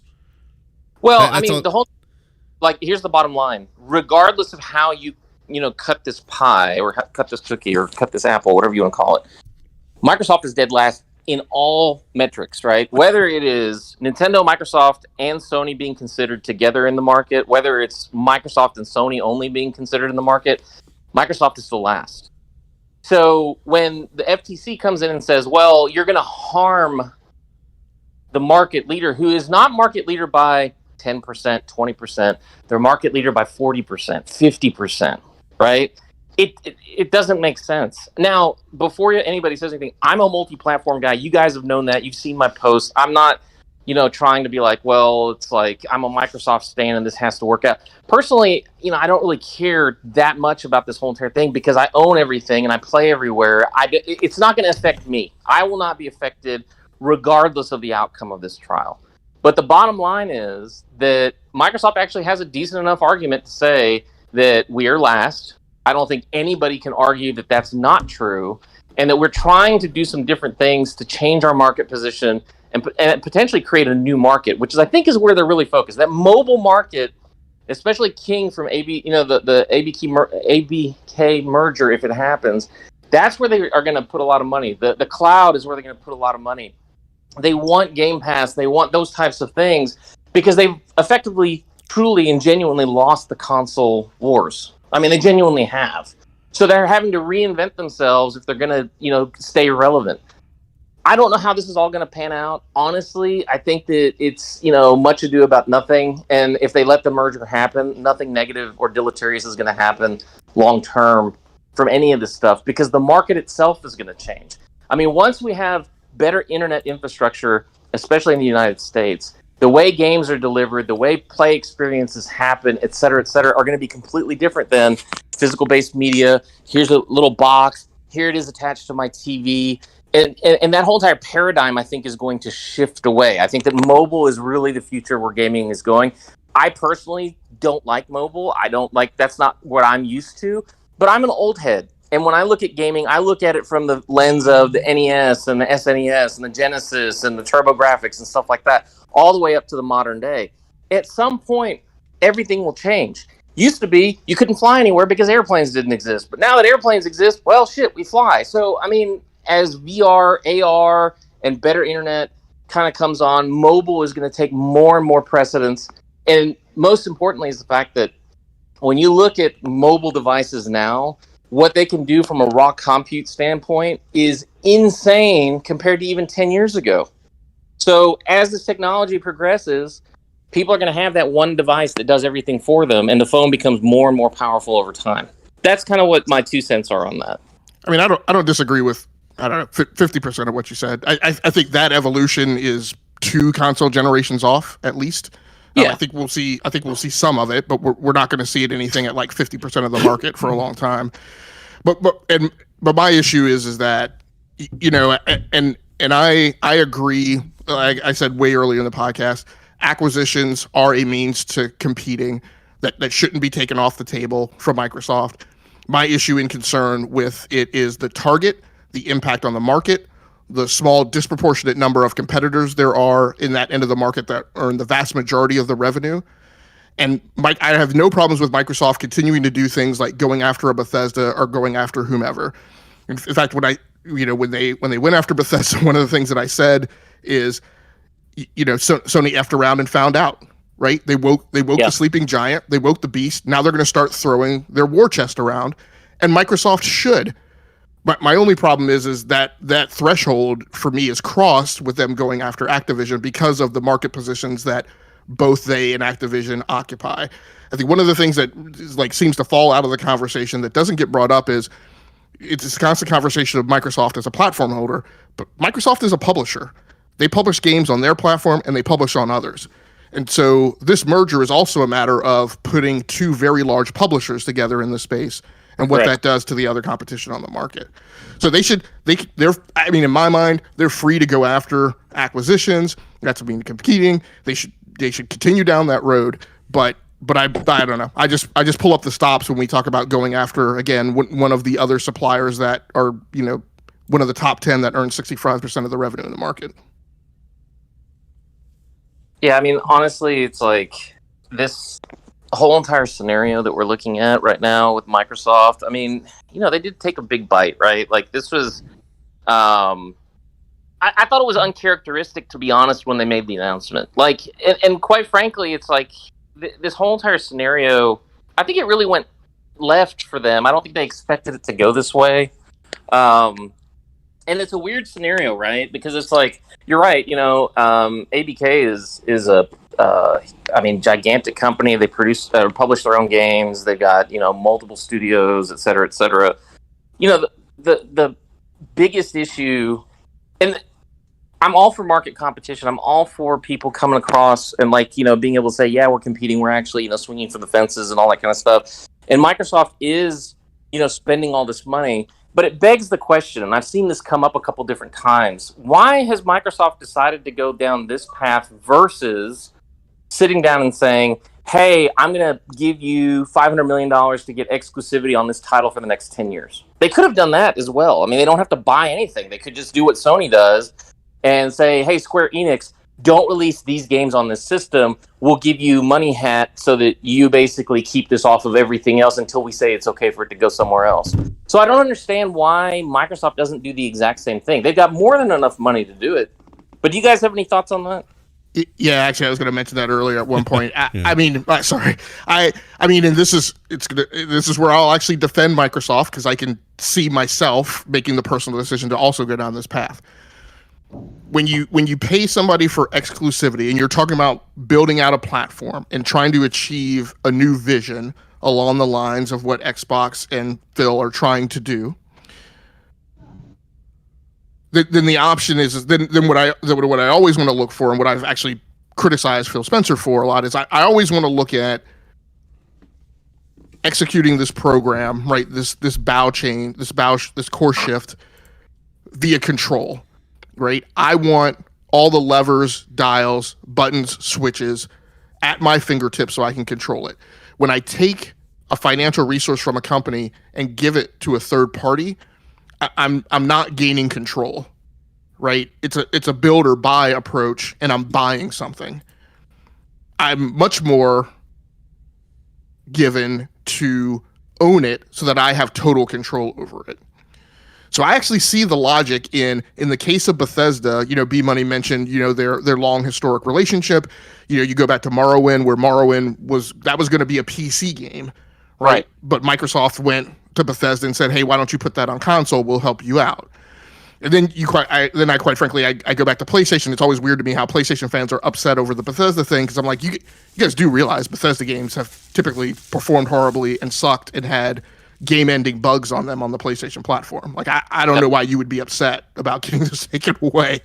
So, but when I look at that, I say, yeah, absolutely. Am I going to pay Bethesda to block the exclusivity tactic by Sony, or am I just going to buy them outright so that I own the whole thing and then I can control it? I'm going to go for the latter, personally. Well, of course. I mean, like from a business standpoint, and myself, like I've been in business, not obviously to that level, but I've had a couple of different restaurants and things like that. And like, my whole entire thing was, it's like, I want to own the building. I don't want to pay lease to you. Right. I want to be able to own the building so that, if my business does go belly up, I still have the building and I can either lease it out myself or I can sell it off and recoup my losses. Right. And I don't want to have this same exact problem 4 years from now all over again. Correct. Yeah. And I mean, so like I get it, right? Doc just confirmed Xbox going third party, but go ahead, man. I'm joking. I mean, I'm joking, everyone. No, but it's Doc. Like, things where it's like, I think that the monkey wrench in all of this is the European Union. The fact that they came out and said, yeah, okay, we're cool with this. We don't really give a shit, right? Now, that put a lot of pressure both on the FTC and the CMA, right? Because now, if it had been the three of them, we wouldn't be having this conversation right now. If all three of them had said, nope, can't do it, we're done. The issue is, and a lot of people, and I'm going to play devil's advocate a little bit here. So there was the argument that, this whole entire deal between the FTC and the CMA, that there was some form of collusion, right? And so collusion, there's like legal definitions for this. I'm not an attorney, so I'm not going to go into the details on that because I don't want to speak out of turn. But those are claims that were being made, right? There was claims that there's like an axe to grind, that Lena Khan personally, because of the school of thought that she comes from in terms of economics, is that, monopolies are evil entities and it must be destroyed and busted at all costs. And they have purposefully picked this as an example case to be able to put a chill on M&As throughout the industries across the, world.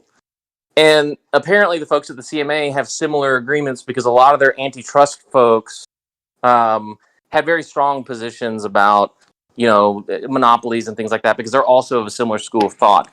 And so it's like, this is a test case. This case, I think, what people don't realize is this isn't about video games. This is about mergers and acquisitions going forward into the future ad infinitum, right? Like, this is something that is not just this particular moment in time, but this sets the precedent of what's going to happen next in the future. So everybody's pulling out all the stops. I mean, the FTC obviously they want to win so bad they can't even see straight. Microsoft wants to win so bad they can't even see straight. CMA wants to win so bad they can't see straight. So we are witnessing all this kind of stuff. This is a historic moment, not only in gaming, but also in business. The bottom line is, I think that Microsoft still is technically viable. If this judge rules against the FTC, we have basically Microsoft creates new runway for itself to be able to get this deal off the ground. And I think that there's a significantly good chance of that happening based off the testimony that we've seen so far. What are y'all's takes on that?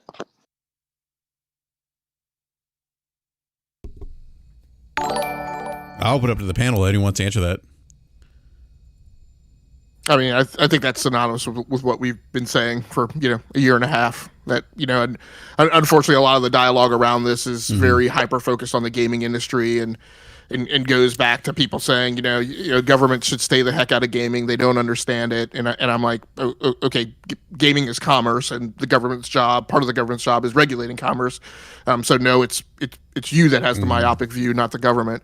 But yeah, we've contended that the whole time, and we've said, this is about the big tech five and the hyper focus that's on them internationally, globally.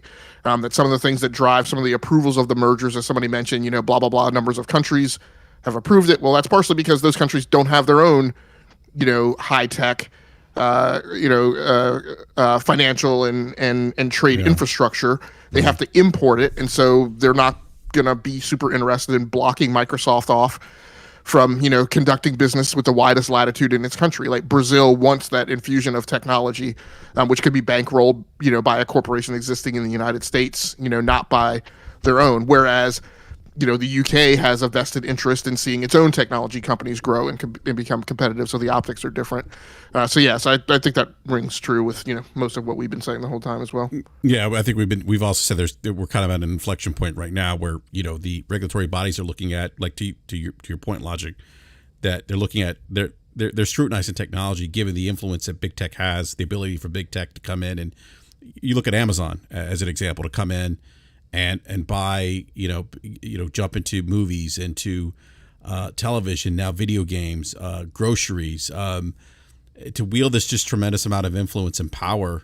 And I forget who it was, Logic, was it the Assistant Attorney General? I forget his name, who talked about how M&As are different from the days when ExxonMobil were merging together, that the relationship between the consumer and a business and a company back, and he used, I think, I don't remember the exact. I think you were saying, these technology companies are parts of our lives every waking minute of the day.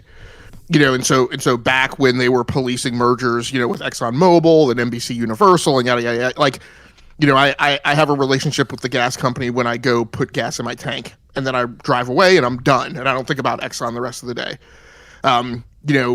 TV is a little more pervasive in the home given the amount of time that people spend watching TV. But in general, I have a relationship with that company when I turn my TV on, and then when I turn it off, I'm done. Right. But with a smartphone and a technology company, my smartphone is constantly in my hand. I'm constantly looking at it. It's the last thing that I look at during the day. These relationships are much more pervasive. The level of access to information and PII they have is much more pervasive.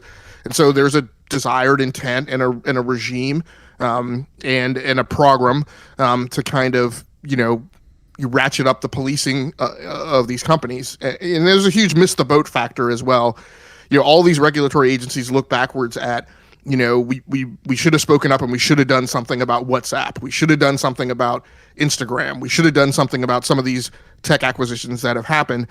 And I think I've also drawn some historical corollaries to where you look at Google, Microsoft, Amazon, Meta, and Apple, and maybe with the exception of Apple, but quite frankly, most of these technology companies haven't really created a lot of their own.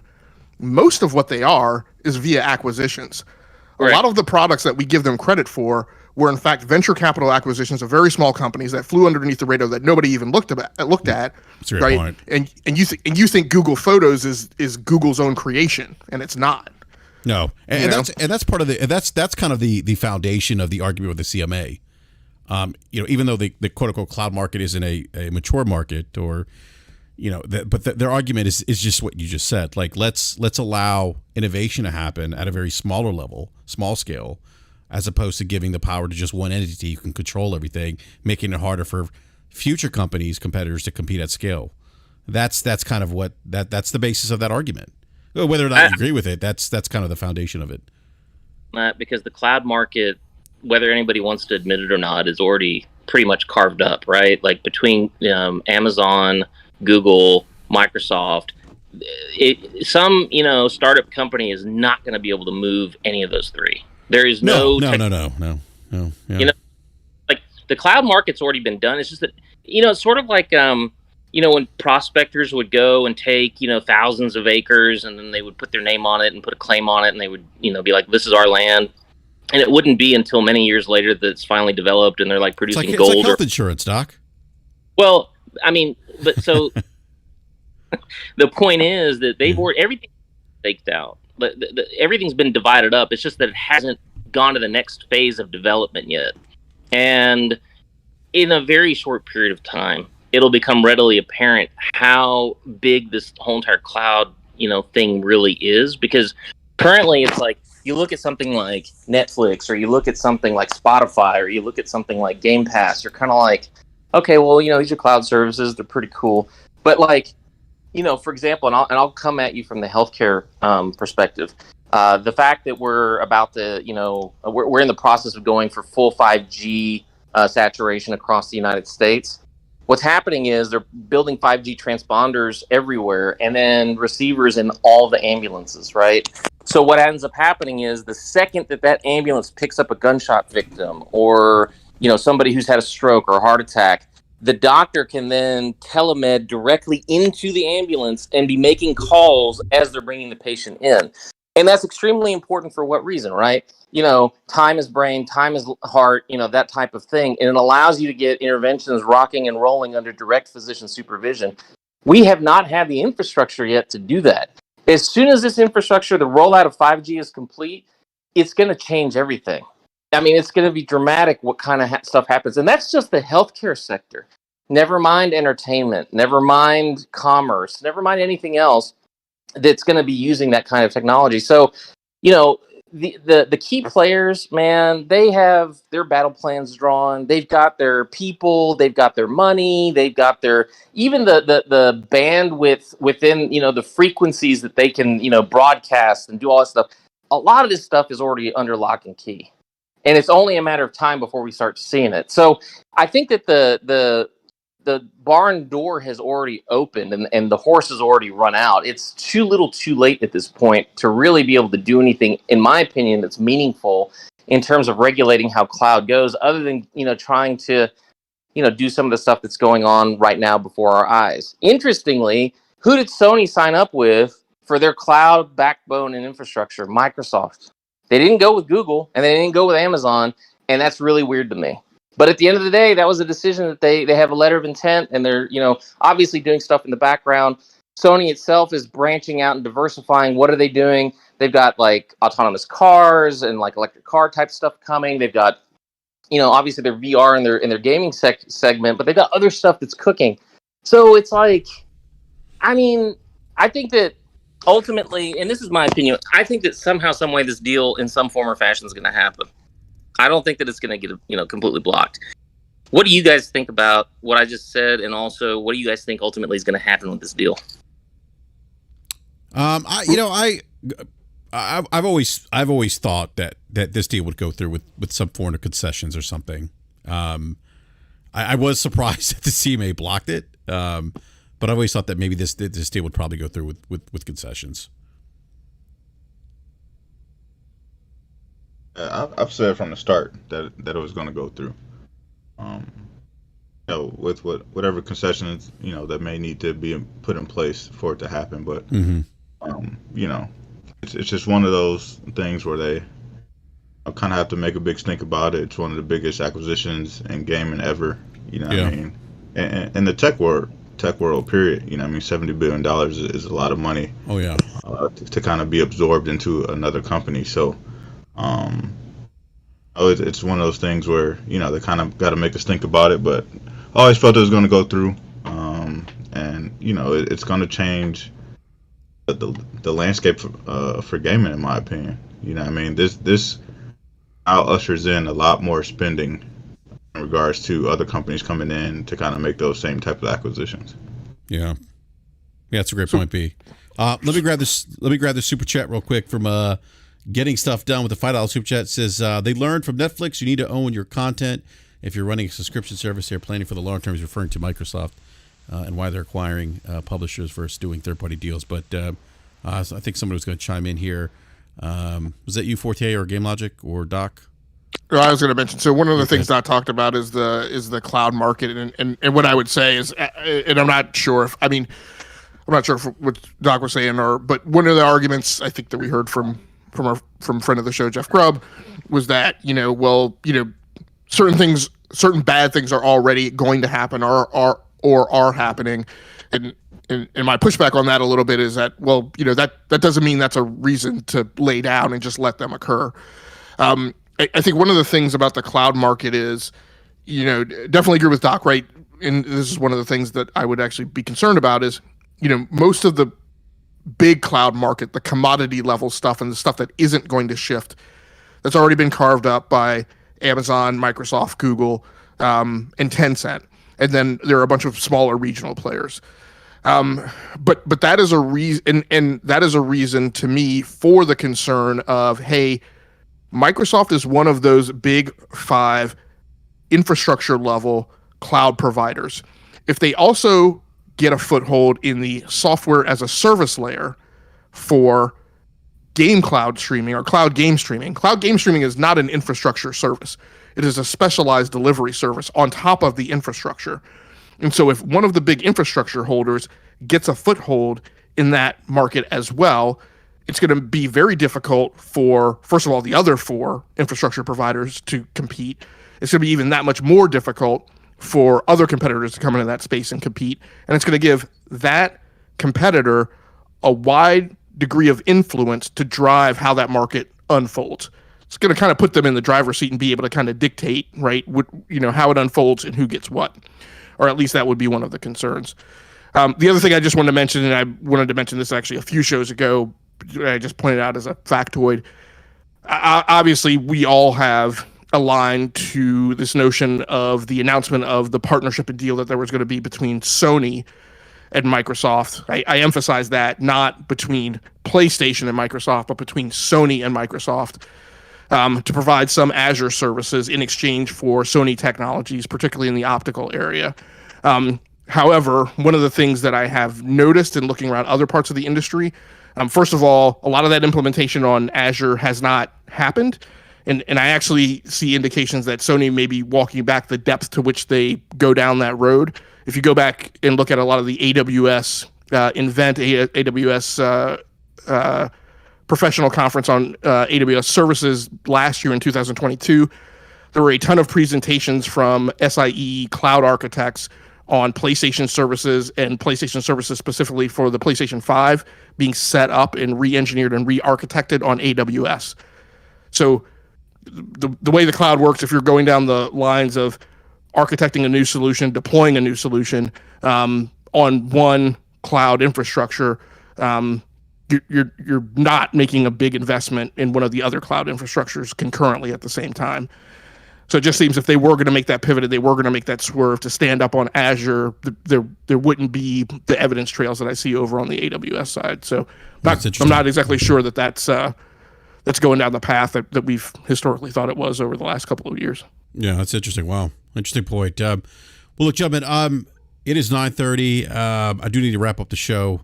I want to give a big thank you to everyone in the live chat. Thank you, everyone, for stopping by, hanging out with us this evening. Please do me a quick favor. Smash the like button if you haven't done so already. If you're new, subscribe, hit the bell notification so you're alerted when we go live. Also, to give a big shout out to a big thank you to the panel here. Doc, hey, thanks for joining. Sorry I missed your text, but I appreciate you hopping on, man. It's been a while, so great to have you on again, man. Checked your show and kind of jumped in, but I just was like, I can't stop myself. So please forgive me. I owe you a beer. No worries, man. No worries, and I'll take you up on that beer. Also want to give a big thank you to Forte. We missed you on Wednesday, Forte. Yeah, definitely, man. It's good to be here, man. It's gonna be a great week. I'm out of town all next week. I'm on a cruise. Yeah, so I'll that's be in right. the Bahamas drinking Mai Tais and celebrating y'all. Love it, man. Love it. Have fun, man. Can't wait. Yeah, definitely. That's gonna be awesome. So, and then big shout out to B Money. B, thank you again, man. Really appreciate you coming on, hanging out with us as well. We got to talk some basketball, man. I got to pick your brain about the moves the Wizards made.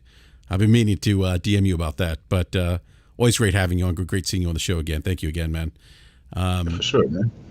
And then Game Logic, always a pleasure, sir. Thank you again.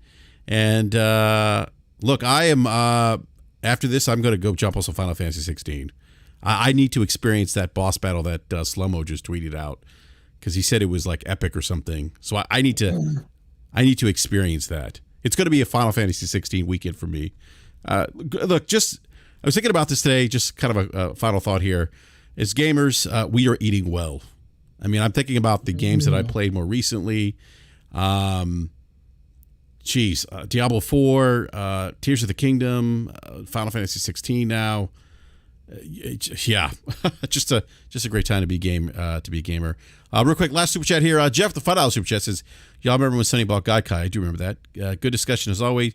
Sarah Bond for president. I would vote for Sarah Bond for president, by the way. She would get my vote. But anyhow, look, everyone, enjoy the weekend. Have fun playing video games because that's ultimately what it's about. And we'll catch you next Wednesday at 9 p.m. Eastern Standard Time. Thank you again, everyone.